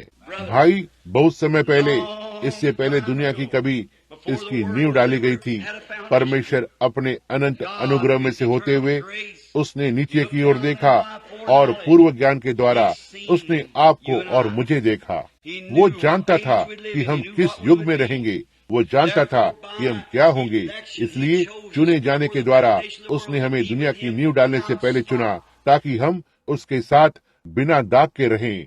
अब यदि उसने हमें दुनिया की नींव डालने से पहले उसमें बिना दाग रहने के लिए चुना है और हम सब धब्बेदार जन्मे हैं और कोई कुछ नहीं कर सकता, कोई भी हमें शुद्ध नहीं कर सकता, हम भला बिना दाग के कैसे बनेंगे? उसने अपने इकलौते पुत्र को भेजा कि जो कोई भी उस पर विश्वास करे उसके जीवन का अंत न हो, लेकिन उसके पास अनंत जीवन हो। कभी भी नाश नहीं होगा, लेकिन उसके पास अनंत जीवन होगा। फिर जब हम विश्वास के द्वारा उसमें आते हैं, अनुग्रह में से होते हुए हम बच जाते हैं पवित्र आत्मा के द्वारा जो हमें बुला रहा है। इससे पहले इस धरती पर शरीर हो, आपके शरीर यहाँ रखे हुए थे। यह कैल्शियम, पोटाश, नमी, लौकिक प्रकाश में से और पोटेशियम और इत्यादि से बना है, उन 16 तत्वों से। और पवित्र आत्मा धरती के ऊपर मंडराने लगता है, मंडराते हुए। और जैसा कि इसने किया, सबसे पहले आप जानते हैं छोटा सा ईस्टर फूल ऊपर आता है, तब उसने कुछ घास को बाहर लाया और कुछ पक्षी आए और कुछ समय के बाद एक मनुष्य आगे आता है। अब उसने कभी भी स्त्री को धरती की मिट्टी से नहीं बनाया। शुरू से ही वो पहले से ही एक पुरुष है, नर और नारी एक है। सो उसने आदम की बगल में से एक पसली ली और एक स्त्री को उसके लिए एक सहायक बनाया। और फिर पाप आता है, फिर पाप अंदर आने के बाद परमेश्वर पराजित नहीं होगा। कोई फर्क नहीं पड़ता, क्या बात भी जगह लेने दो, वो कभी भी पराजित नहीं होगा। तब स्त्रियों ने पुरुषों को धरती पर लाना आरंभ किया और परमेश्वर अनंत अनुग्रह में से होते हुए देखा कि कौन बचाया जाएगा, और उसने आपको बुलाया। कोई मेरे पास नहीं आ सकता जब तक मेरा पिता पहले उसे नहीं बुलाता है। ना ही वो जो चाहता है या ना ही वो जो दौड़ता है, लेकिन जिस पर परमेश्वर दया को दिखाता है। आप कहते हैं तो ठीक है, मैंने परमेश्वर को ढूंढा, मैंने परमेश्वर को ढूंढा। नहीं, आपने कभी भी नहीं ढूंढा, परमेश्वर ने आपको ढूंढा। आदि में ये इसी तरह से ही था। ये आदम नहीं था जो कह रहा था, हे पिता पिता मैंने पाप किया है, आप कहाँ हैं? ये तो पिता था जो कह रहा था, हे आदम आदम तू कहाँ है? यही मनुष्य का स्वभाव है, यही मनुष्य की नस्ल है, यही है जिससे वो बना है। और कोई मनुष्य मेरे पास नहीं आ सकता जब तक कि पिता उसे खींच न लाए, और वह सब जिसे पिता ने मुझे दिया है। हालेलुया! जो कोई भी आएगा मैं उन्हें अनंत जीवन दूंगा और मैं उसे अंतिम दिन में जिला उठाऊंगा। क्या ही धन्य स्वर्ग के परमेश्वर की क्या ही धन्य प्रतिज्ञा है। आज रात हमें कहाँ जाना है? जहाँ उसने अपने आप की शपथ ली, उससे कोई भी बड़ा नहीं है। आप अपने आप से बड़े किसी और की शपथ लेते हैं, वहाँ उससे कोई बड़ा नहीं है। इसलिए परमेश्वर ने अपने आप की शपथ ली। हम इसके अंदर जा रहे हैं। उसने यह कैसे किया और उसने इसे कब किया, और अपनी खुद की शपथ खाई कि वो हमको जिलाएगा और अपना निज उत्तराधिकारी बनाएगा। ओह, आज सुबह हम कितने सिद्ध और मजबूती से खड़े हो सकते हैं। आप किस तरह से देख सकते हैं। यदि मृत्यु सीधे आपके चेहरे की ओर घूर रही है तो आप पौलुस की तरह कह सकते हैं, मौत तेरा डंक कहाँ है, कब्र तेरी विजय कहाँ है। लेकिन परमेश्वर का धन्यवाद हो जो हमारे प्रभु यीशु मसीह के द्वारा हमें जयवंत करता है। वहाँ आप हैं। क्यों? ओह, तुमने ऐसा और ऐसा किया है, मैं ये जानता हूँ, लेकिन मैं उसके लहू से ढका हुआ हूँ। हालेलुया! एक आत्मा के द्वारा हम सभी ने एक देह में बपतिस्मा लिया। आप मेथोडिस्ट, बैप्टिस्ट, प्रेस्बिटेरियन, आप जो कोई भी हैं, हमने एक देह में बपतिस्मा लिया था। हमारे पास संगति है और हम परमेश्वर के राज्य के नागरिक हैं, यह दावा करते हुए कि हम इस संसार के नहीं हैं। मेरी छोटी लड़की एक दिन आई, कहा, पापा इस छोटी सी लड़की ने ऐसा और ऐसा किया और उन्होंने ऐसा और ऐसा किया। हम घर पर गए, उन्होंने ऐसा और ऐसा किया। मैंने कहा, उसने कहा, हम ऐसा क्यों नहीं करते? मैंने कहा, प्रिय, हम उस दुनिया के नहीं हैं, वे अपने खुद के लिए एक दुनिया में जीते हैं। कहा, क्या हम सब एक ही जमीन पर नहीं चलते? मैंने कहा, दुनिया के प्रिय, हम उन लोगों में से नहीं हैं। बाइबल ने कहा, उनमें से बाहर आओ, अलग हो जाओ। परमेश्वर यूं कहता है, देखिए आप उसमें से नहीं हैं, और जब वो नई प्रकृति आपके अंदर आती है तो आपको बाहर निकालने की आवश्यकता नहीं है। आप लूत की पत्नी की तरह वापस नहीं जाना चाहते। आप बस अभी जन्मे हैं इसमें से बाहर, और आप दूसरे अय्याम में हैं, और यह आपको बेकार सा दिखाई देता है। और यह वो महान भव्य अमेरिका जिसमें हम रहते हैं, जो इसकी एक बड़ी अंध व्यवस्था बन गई है। हर एक चीज अभिलाषा और स्त्री है, और स्त्रियां जिस तरह से वे कपड़े पहन रही है, पुरुष जिस तरह से वे व्यवहार कर रहे हैं, और जो चीजें वे कर रहे हैं, और फिर खुद को मसीही कहकर बुलाते हैं। उदाहरण के लिए यह एल्विस प्रेस्ली, वो जाकर और पेंटिकॉस्टल कलीसिया का सदस्य बन गया। अवश्य ही यह वही जहां यहूदा को चांदी के 30 सिक्के मिले, एल्विस को कैडिलेक की एक गाड़ी मिली, और अपने जन्म सिद्ध अधिकार को बेचने के लिए कुछ लाखों डॉलर मिले। ऑर्थर गॉडफ्रे, उसकी ओर देखो। यहाँ लुइस विले में जिमी ऑसबॉर्न को देखें, जो वहाँ उस पुराने बूगी वूगी के नाच, रॉक एंड रोल, पुराने टॉमी रोट और गंदगी के साथ है, और रविवार की सुबह बाइबल को लेते हैं और मंच पर खड़े हो जाते हैं और प्रचार करते हैं। क्या ही शर्मनाक बात है। कोई आश्चर्य नहीं कि बाइबल ने कहा, हर टेबल उल्टी से भरी है, क्योंकि हम एक भयानक दिन में जी रहे हैं। और लोग कहते हैं, ओह वे बहुत ही धर्मी हैं। ओह, क्या आप नहीं जानते कि शैतान धर्मी है? क्या आप नहीं जानते कि कैन उतना ही धर्मी था जितना हाबिल था, लेकिन उसके पास प्रकाशन नहीं था? ऐसा ही है, उसके पास प्रकाशन नहीं था। जी हाँ, हम सब कलीसिया जाते हैं, लेकिन वहाँ कुछ ही हैं जिनके पास जीवन है। यही वो एक है, उनके हृदय में यीशु मसीह का प्रकाशन है। ना ही हिलने डुलने के द्वारा, कूदने के द्वारा, ना ही कलीसिया में जुड़ने के द्वारा, लेकिन प्रकाशन परमेश्वर ने उसे प्रकट किया है। देखो क्या कहा, लोग मुझ मनुष्य के पुत्र को क्या कहते हैं कि मैं कौन हूँ। कुछ ने कहा तू एक भविष्यवक्ता है, और कुछ कहते हैं कि तू एलिया है, और कुछ हाँ, लेकिन तुम क्या कहते हो।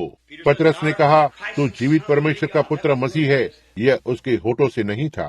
उसने कहा धन्य है तू योना के पुत्र शमौन, क्योंकि मांस और लहू ने इसे कभी भी प्रकट नहीं किया। तूने इसे कभी भी किसी बाइबल की कुछ नैतिकता से नहीं सीखा, या ना किसी धर्म शिक्षा के सेमिनरी से। धन्य हो तुम, क्योंकि मांस और लहू ने तुम पर इसे प्रकट नहीं किया, लेकिन मेरे पिता ने जो स्वर्ग में है इसे प्रकट किया है।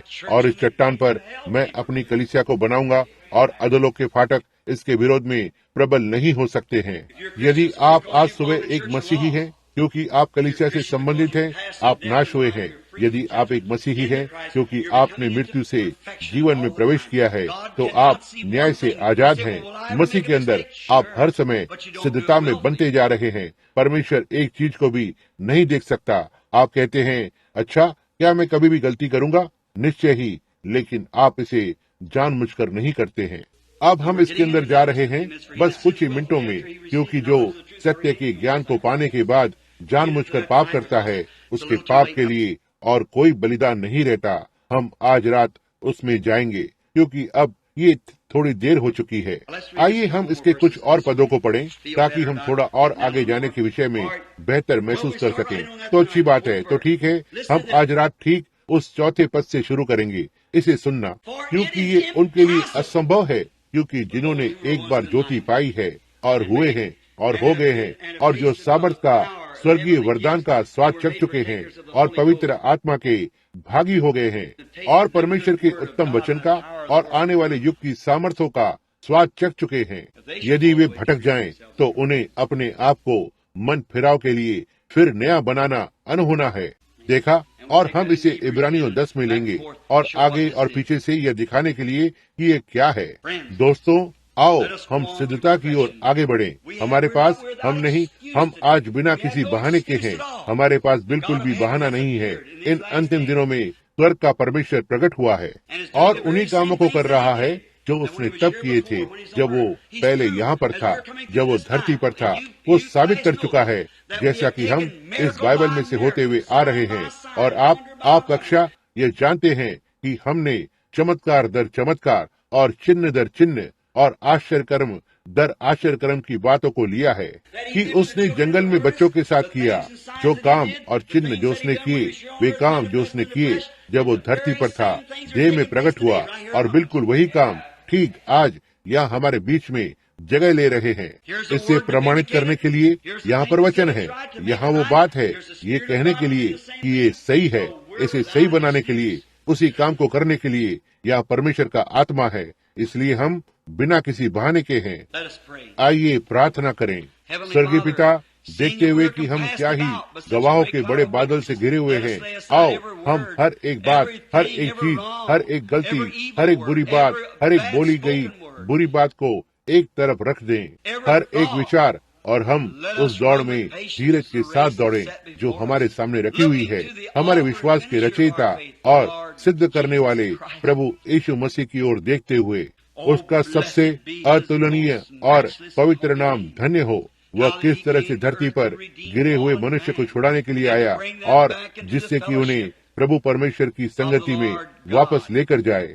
और इसके लिए हम आपको धन्यवाद देते हैं। और अब उसके अनुग्रह से हमने उसे कभी नहीं चुना, लेकिन उसने हमें चुना। उसने कहा तुमने मुझे नहीं चुना है, लेकिन मैंने तुम्हें चुना है। कब? दुनिया की नींव डालने से पहले। और प्रिय परमेश्वर, यदि वहाँ आज सुबह यहाँ कोई बैठा हुआ है, हो सकता है जिसने इसे वर्षों और वर्षों से दूर रखा हो, लेकिन लगातार वह हृदय पर धीमी सी दस्तक हो रही है। हो सकता है वे कलीसिया से जुड़े हों, सोचते हुए ठीक है, सब सही हो जाएगा। पिता, निश्चित रूप से वचनों ने इसे आज सुबह वर्णन किया है कि आप एक कलीसिया के पीछे छिपकर और धर्मी बने नहीं रह सकते हो, न ही आप अच्छे बन सकते हो, न ही झूठ और न चोरी और न कुछ बुरा और धर्मी बनकर रह सकते हैं। हमारे पास केवल एक ही धार्मिकता है, न ही हमारी खुद की, लेकिन उसकी धार्मिकता, उसने हमारे उद्धार को सिद्ध किया है। इसलिए उसमें होने की वजह से परमेश्वर हमारी गलतियों को नहीं देखता है। जब हम कुछ भी गलत करते हैं तो हमारे अंदर एक आत्मा होती है जो चिल्ला उठती है, हे पिता मुझे क्षमा करें। तब परमेश्वर इसे नहीं देखता है, और यह है हम उसके साथ संगति और अनुग्रह में लाए गए हैं। इसे प्रदान करे प्रभु, जबकि हम इस सभा को मसीह के नाम में बंद करते हैं। आमीन। बस कुछ समय के लिए मैं आपसे पूछना चाहता हूँ, कोई फर्क नहीं पड़ता कि आप क्या करते हैं, आप नष्ट हुए हैं। इस बात को सुनना। कुछ समय पहले, हो सकता है मैंने पहले इसे बताया हो, यहाँ पर मेरे साथ एक छोटा सा अनुभव हुआ। मैं वहाँ ऊपर टोलेडो ओहियो में था। मैं एक बेदारी में था और वहाँ पर एक सभा हो रही थी और बहुत सारे लोग थे। वे उस होटल को जानते थे जिसमें मैं था, तो वे मुझे उस देश में ले गए। मैं वहाँ बाहर ठहरा हुआ था, जो एक छोटा सा होटल था। हम एक छोटे से डंकार्ड भोजनालय में खाना खा रहे थे। यह एक अद्भुत जगह थी। वहाँ की छोटी महिलाएं बस मसीह के जैसे और संत दिख रही थी, जितनी वे हो सकती हैं, साफ और वास्तव में अच्छी थी। रविवार आया, मुझे भूख लगी है। मैं थोड़ा उपवास कर रहा था और मैं सड़क के उस पार दूसरी ओर जाना चाहता था, कुछ प्रबंध करने के लिए। वहाँ एक कोने के पास एक छोटी सी सड़क थी और वहाँ खाने के लिए बस एक साधारण सी आम अमेरिकी लोगों की जगह थी। एक छोटी सी जगह थी, एक कॉफी घर जो सारी रात खुला रहता है। उस रविवार की दोपहर को लगभग 2 बजे जब मैं वहाँ पर गया, इससे पहले कि उस दोपहर प्रचार करने के लिए वहाँ नीचे जाऊँ, मैं बहुत ही उत्साहित था। मैं नहीं जानता था कि क्या करना है। मैं चलकर अंदर गया और पहली चीज जो मैंने ध्यान दी वो थी लगभग 16-18 वर्ष की उम्र की एक युवती, किसी पिता की लाडली, किसी माता की लाडली, एक लड़के के साथ वहाँ पीछे खड़ी हुई थी, उसके कमर पर हाथ रखे हुए। किशोर उम्र का झुंड जो काउंटर पर बैठा हुआ था। मैंने एक जुआ की मशीन की आवाज को सुना, यहाँ इस ओर देखा और वहाँ एक पुलिस वाला खड़ा था जो एक महिला के चारों ओर हाथ रखे हुए था, यहाँ ऊपर चारों ओर उसकी कमर पर, और एक जुआ मशीन पर खेल रहा था। अब आप जानते हैं कि ओहियो में जुआ और जुआ की मशीन अवैध है। आप यहाँ जो बके शहर के लोग हैं और आप जानते हैं कि यह अवैध है, और यहाँ कानून का व्यक्ति था, जुआ की मशीन पर खेल रहा था। और मेरी उम्र का एक व्यक्ति, शायद विवाहित बच्चों का समूह, हो सकता है दादा हो, एक पुलिसकर्मी जो सड़क पर गश्त के काम में था, एक जुआ की मशीन पर खेल रहा है। वहाँ वो युवा था। किशोर उम्र ने क्या किया, इसने क्या किया? मैं वहाँ खड़ा रहा, किसी ने मुझे अंदर आते नहीं देखा। वे बहुत व्यस्त थे, उसमें से आधे नशे में थे। तो मैंने देखा, मैंने किसी को कहते सुना, अच्छा क्या आपको लगता है कि बारिश रुबाब की खेती को नुकसान पहुँचाएगी? और यहाँ पर देखा, और यहाँ एक महिला को वहाँ बैठी थी, बूढ़ी महिला, वास्तव में वो 65-70 इसके आसपास थी। और बेचारी, मैं किसी को भी अपना सबसे अच्छा दिखने के लिए दोष नहीं देता, लेकिन जब उसने अपने आप को तैयार किया था, अपने बालों को नीला किया था, जो बहुत ही नीले दिख रहे थे, और ऊपर से पूरी तरह कटे हुए, और इसे बहुत ही नीला किया था, और उसने बहुत ही मोटा प्रसाधन लगाया था, या जिसे आप उसके चेहरे पर लगाए जाने वाले सामान कहते हैं, और एक बड़ा धब्बा, और उसने छोटे छोटे कपड़े पहने थे। और बेचारी पुरानी चीज जो इतनी झुर्रीदार थी कि इतना तक अतिरिक्त मांस उसके पैरों पर इस तरह लटक रहा था, और उसने शराब पी थी। वो वहाँ एक बूढ़े पुरुष के साथ बैठी हुई थी, और यह गर्मियों का समय था। उस पुराने बूढ़े रंग के सेना के एक कोट को ऊपर से पहने हुए, या जैतून सा हल्का भूरा, यह इस तरह से नीचे लटक रहा था, और उसे गले में एक बड़ा स्कार्फ लपेटा हुआ था। उसमें से 2 शराब पिए हुए थे, और वे इस खराब बूढ़ी महिला के साथ थे। मैं वहाँ खड़ा था और इधर उधर देखा। मैंने कहा, परमेश्वर, आप भला इसे कैसे बर्दाश्त कर सकते हैं? क्या आप इसे इस तरह कैसे देखते हैं, जबकि यह मुझे एक पापी को अनुग्रह के द्वारा बचाता हुआ बनाता है? तो सोचें कि आप भला इसे किस तरह से देख सकते हैं। इसलिए ऐसा दिखाई देता है कि आपने चीजों को उजागर किया है। क्या मेरी छोटी रिबिका और सारा उस तरह के प्रभाव के नीचे आ जाएंगी? क्या मेरी 2 छोटी बच्चियों को एक लोकप्रिय जाने माने जैसे आज की दुनिया है उसका सामना करना होगा, जहां लोग इस प्रकार का व्यवहार करते हैं? परमेश्वर, मैं भला कैसे कर सकता हूँ? मैं क्या कर सकता हूँ? अवश्य ही यह उसका अनुग्रह है। यदि उन्हें अनंत जीवन के लिए ठहराया गया है, तो वे उसके पास आएंगे। यदि वे नहीं ठहराए गए थे तो वे नहीं करेंगे। मैं नहीं जानता, यह परमेश्वर पर निर्भर करता है। मैं अपने भाग को करूंगा। मैंने सोचा, आप इसे कैसे बर्दाश्त कर सकते हैं परमेश्वर? ऐसा दिखाई देता है कि आप इतने पवित्र हो कि आप बस उस चीज को धरती पर से मिटा देंगे। मैंने कहा, वहाँ पर बैठी हुई उस खराब दादी की ओर देखें, वहाँ पीछे उस नौजवान लड़की की ओर देखें, और यहाँ पर खड़ी हुई एक महिला है जो शायद 25 वर्ष की होगी, और वह पुलिस उसकी कमर पर अपने हाथों को रखे हुए एक जुआ की मशीन पर खेल रहा है। और वहाँ कानून का व्यक्ति है। राष्ट्र खत्म हो गया है, वहाँ मातृभाव खत्म हो गया है, यहाँ बुजुर्ग लोग खत्म हो चुके हैं, और वहाँ एक जवान लड़की पीछे बैठी हुई है और वह खत्म हो चुकी है। लड़कों की ओर देखो, जबकि उन्हें कलीसिया में या कहीं तो होना चाहिए। मैंने कहा, हे परमेश्वर, मैं क्या कर सकता हूँ? और यहाँ मैं इस शहर में हूँ, मेरा हृदय पूरी तरह से रो रहा है, और वे इसे अनदेखा करते हैं और ऐसे चलते हैं जैसे वे। मैंने सोचा, अच्छा परमेश्वर, अच्छा। फिर एक विचार आया, यदि मैंने उन्हें नहीं बुलाया है तो वे भला कैसे आ सकते हैं? जिसे पिता ने मुझे दिया है वो सब आएंगे। तुम्हारे पास आंखें हैं लेकिन तुम देख नहीं सकते, कान है पर तुम सुन नहीं सकते। मैंने सोचा, तो ठीक है, यदि राष्ट्रपति शहर में आता है बेदारी के बजाय, तो हर एक जन बाहर आ जाता। ओह, निश्चय ही ये सांसारिक है।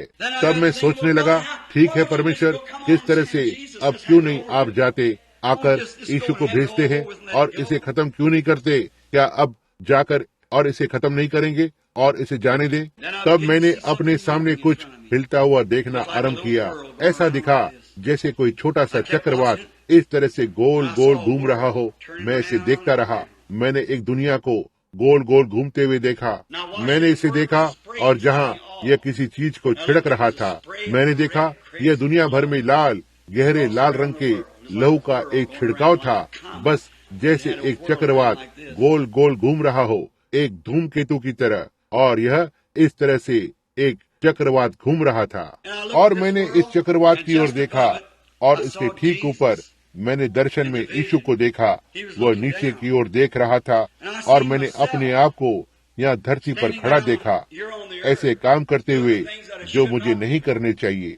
और हर बार जब मैंने पाप किया तो परमेश्वर मुझे मार डालता, क्योंकि जिस दिन तुम इसे खाओगे उसी दिन तुम मर जाओगे। और परमेश्वर की पवित्रता और न्याय ये मांग करता है, और आपको मरना ही होगा। और उसके बाद मैंने वहाँ देखा, मैं आंखें मलता रहा। मैंने कहा, मैं नहीं, मैं कभी भी सोने के लिए नहीं गया। यह एक दर्शन है, मुझे यकीन है कि यह एक दर्शन है। मैं देखता रहा जब मैं दरवाजे के पीछे खड़ा हुआ था, और मैंने अपने पापों को ऊपर आते देखा। और हर बार जब वे सिंहासन पर पहुंचना आरंभ करते, उसका लहू कार के लिए टक्कर रोक या बम्पर जैसे कार्य करता। इसने इसे पकड़ लिया, और इसे हिलते हुए देखता हूँ, और लहू उसके चेहरे पर से नीचे बहने लगता है। और मैंने उसे हाथ उठाते हुए देखा और कहा, पिता उसे क्षमा करें, वो नहीं जानता कि वो क्या कर रहा है। मैंने खुद को कुछ तो और करते देखा। इसने उसे फिर से हिला दिया। बम्पर ऐसा हुआ होता तो परमेश्वर मुझे ठीक तभी मार देता, लेकिन उसका लहू मुझे पकड़े हुए था, यह मेरे पापों को थामे हुए था। मैंने सोचा, हे परमेश्वर, क्या मैंने ऐसा किया? निश्चित रूप से यह मैं नहीं था, लेकिन ये था। तब मैं इस तरह से चलता चला गया जैसे कि मैं उस कमरे में से होकर जा रहा था, और मैं चलकर उसके नजदीक गया। मैंने वहाँ एक रखी हुई किताब को देखा। उस पर मेरा नाम लिखा था, और उस पर हर प्रकार के काले अक्षर लिखे हुए थे। मैंने कहा, प्रभु, मैं क्षमा मांगता हूँ कि मैंने ऐसा किया। क्या आपके ऐसा करने का कारण मेरे पाप हैं? क्या मैंने आपके लहू को संसार भर में घुमाया? क्या मैंने आपके साथ ऐसा किया है? प्रभु, मैं बहुत क्षमा चाहता हूँ कि मैंने ऐसा किया। और वो वहाँ आगे आया। मैंने कहा, क्या आप मुझे क्षमा करेंगे? मेरा मतलब ऐसा नहीं था। मैं आपके अनुग्रह के द्वारा मैं एक बेहतर लड़का बनने की कोशिश करूंगा। क्या आप मेरी सहायता करेंगे? उसने अपने हाथ को लिया और अपने बाजू को थपथपाया, अपनी उंगली को लिया और क्षमा किया गया मेरी किताब पर लिख दिया। उसे उसके पीछे फेंक दिया, भूल जाने वाले समुद्र में। मैंने इसे थोड़ी देर देखा और उसने कहा, अब मैं तुम्हें क्षमा करता हूँ, लेकिन तुम उसे दोषी ठहराना चाहते हो। देखा, कहा तुम्हें क्षमा कर दिया गया है, लेकिन उस स्त्री के बारे में क्या? तुम उस पर क्रोधित होना चाहते हो? क्या तुम नहीं चाहते कि वो जीवित रहे? मैंने सोचा, हे परमेश्वर, मुझे क्षमा करे, मेरा यह सोचने का मतलब नहीं था, मैं ऐसा नहीं करना चाहता था, मैं ऐसा नहीं करना चाहता था। तुम्हें क्षमा कर दिया गया है, तुम्हें ठीक महसूस हो रहा है, लेकिन उसके बारे में क्या? उसे भी इसकी आवश्यकता है, उसे इसकी आवश्यकता है। तो ठीक है, मैंने सोचा, परमेश्वर, मैं भला कैसे जानूंगा कि आपने किसे बुलाया है और आपने किसे नहीं बुलाया है? ये मेरा काम है कि हर एक जन से बात करूं। तो जब दर्शन ने मुझे छोड़ दिया, मैं उस महिला के पास चल कर गया। मैंने कहा, आप कैसी हैं महिला? और वे दो पुरुष विश्राम कक्ष में गए थे और वह वहाँ बैठी हुई थी, हिचकी ले रही थी, आप समझ रहे होंगे, हंस रही थी। मेज पर विस्की की बोतल रखी हुई थी या बियर, ये शराब थी जो वहाँ रखी हुई थी जहाँ से वे पी रहे थे। मैं वहाँ चल कर गया। मैंने कहा, आप कैसी हैं? और महिला ने कहा, ओह हेलो। और मैंने कहा, क्या मैं बैठ सकता हूँ? उसने कहा, ओह, मेरे साथ पीने वाले लोग हैं। मैंने कहा, मेरा उस तरह से मतलब नहीं था बहन। उसने मेरी तरफ देखा। जब मैंने उसे बहन कहकर बुलाया, उसने कहा, आप क्या चाहते हैं? मैंने कहा, क्या मैं बस 1 मिनट बैठ सकता हूँ? उसने कहा, बिना अनुमति के बैठ जाएं, और मैं बैठ गया। जो बात घटित हुई मैंने उसे बता दिया। उसने कहा, आपका क्या नाम है? और मैंने कहा, ब्रेनम। उसने कहा, क्या आप वही व्यक्ति हैं जो यहाँ इस कार्य क्षेत्र में है? मैंने कहा, जी हाँ महोदया। उसने कहा, मैं वहाँ पर नीचे आना चाहती थी। उसने कहा, श्रीमान ब्रेनम, मैं एक मसीही परिवार में पली बड़ी हूँ। उसने कहा, मेरी 2 युवा लड़कियां हैं जो मसीही हैं, लेकिन कुछ तो बातें घटित हुई और वो गलत रास्ते पर चली गई या आरंभ किया। मैंने कहा, लेकिन बहन, मैं परवाह नहीं करता, लहू अब भी आपके चारों ओर है। यह संसार लहू से ढका हुआ है। यदि ऐसा नहीं होता तो परमेश्वर हम सभी को मार डालता। वह जब वो लहू आगे जाता है तो न्याय के ताप में रहें, लेकिन अब यदि आप उस लहू के बिना मर जाते हैं, आप उस स्थान के उस ओर जाते हैं, तो आपको क्रिया में आने के लिए कुछ भी नहीं होता है। आज लहू आपके स्थान में काम करता है। मैंने कहा, महिला, निश्चित रूप से लहू ने आपको अब भी ढक कर रखा है। जब तक आप अपने शरीर में सांस लेते हैं, तब तक लहू आपको ढाके रखता है, लेकिन एक दिन जब सांसें यहाँ छूट जाती हैं, तो प्राण निकलने लगता है। आप उस लहू से आगे निकल जाएंगे और न्याय के अलावा और कुछ नहीं बचता है। जबकि आपको क्षमा करने का मौका मिला था और मैंने उसके हाथ को पकड़ा। वो रो रही थी। कहा, श्रीमान ब्रेनम, मैं पी रही हूँ। मैंने कहा, यह हानि नहीं पहुँचाता। किसी ने मुझे आगाह किया है कि मैं आपको बताऊं। मैंने कहा, परमेश्वर ने दुनिया की नींव डालने से पहले आपको बुलाया है बहन, और आप गलत कर रही हैं और आप इसे बस और बदतर बना रही हैं। उसने कहा, क्या आप सोचते हैं कि वो मुझे स्वीकारेगा? मैंने कहा, निश्चित रूप से वो आपको स्वीकारेगा। वहाँ वो उसके घुटने पर आ गई। हम उस नीचे फर्श के बीच में थे और एक पुराने समय की प्रार्थना सभा में उतर गए। उस पुलिस वाले ने अपनी टोपी उतार दी और घुटनों के बल झुक गया। वहाँ हमारी उस स्थान पर प्रार्थना की सभा हो गई थी। क्यों? परमेश्वर सर्वश्रेष्ठ है। इन मरे हुए कामों को छोड़ते हुए आओ हम सिद्धता की ओर आगे बढ़े।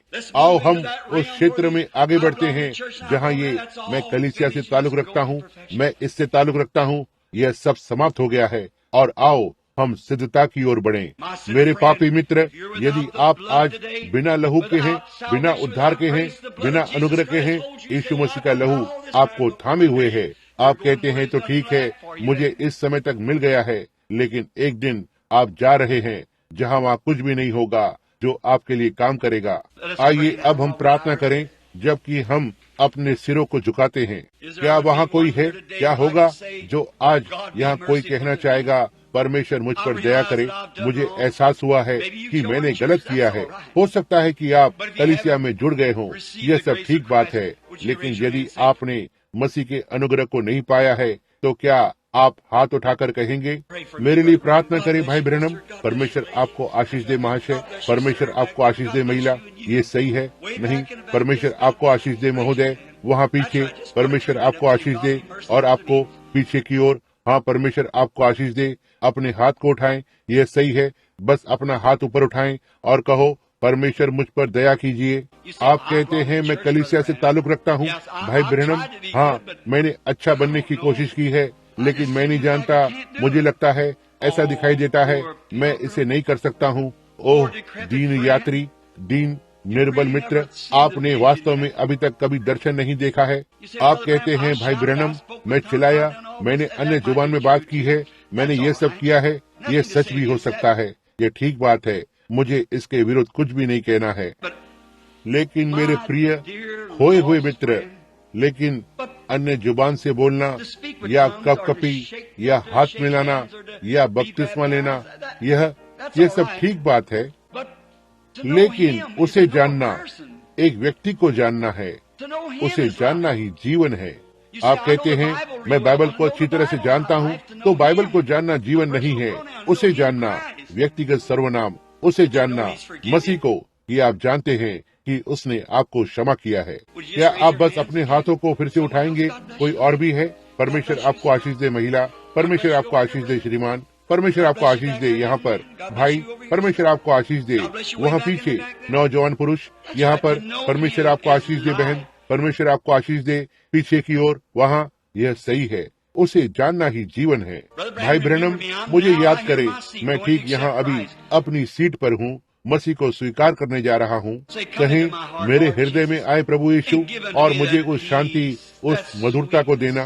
कलीसिया जाते हैं, जितना परिश्रम से आप संगीत बजा सकते हैं बजाते हैं, ऊपर नीचे नाचते हैं, गलियारे में से होकर दौड़ते हैं, घर जाकर चिंता करते हैं और डावाडोल होते हैं और उपद्रव करते हैं। यह मसीह नहीं है।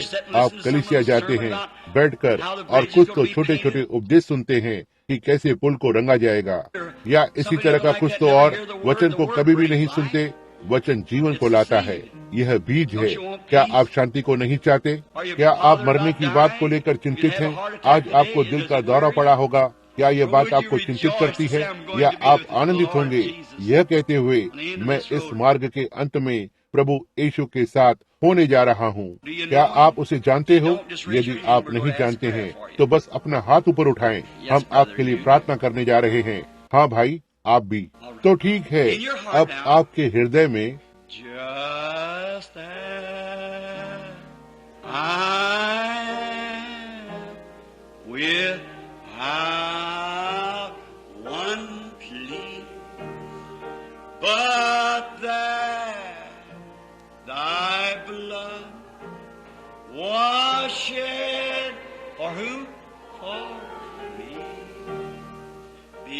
because I promise I'll believe.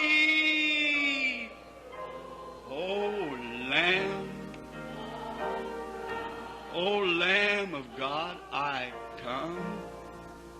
come tenderly, mercifully, just as विश्वास के द्वारा बस उसके पास सीधे चलकर आएं। विश्वास करें कि वो वहाँ आपके बगल में खड़ा है, वो खड़ा है।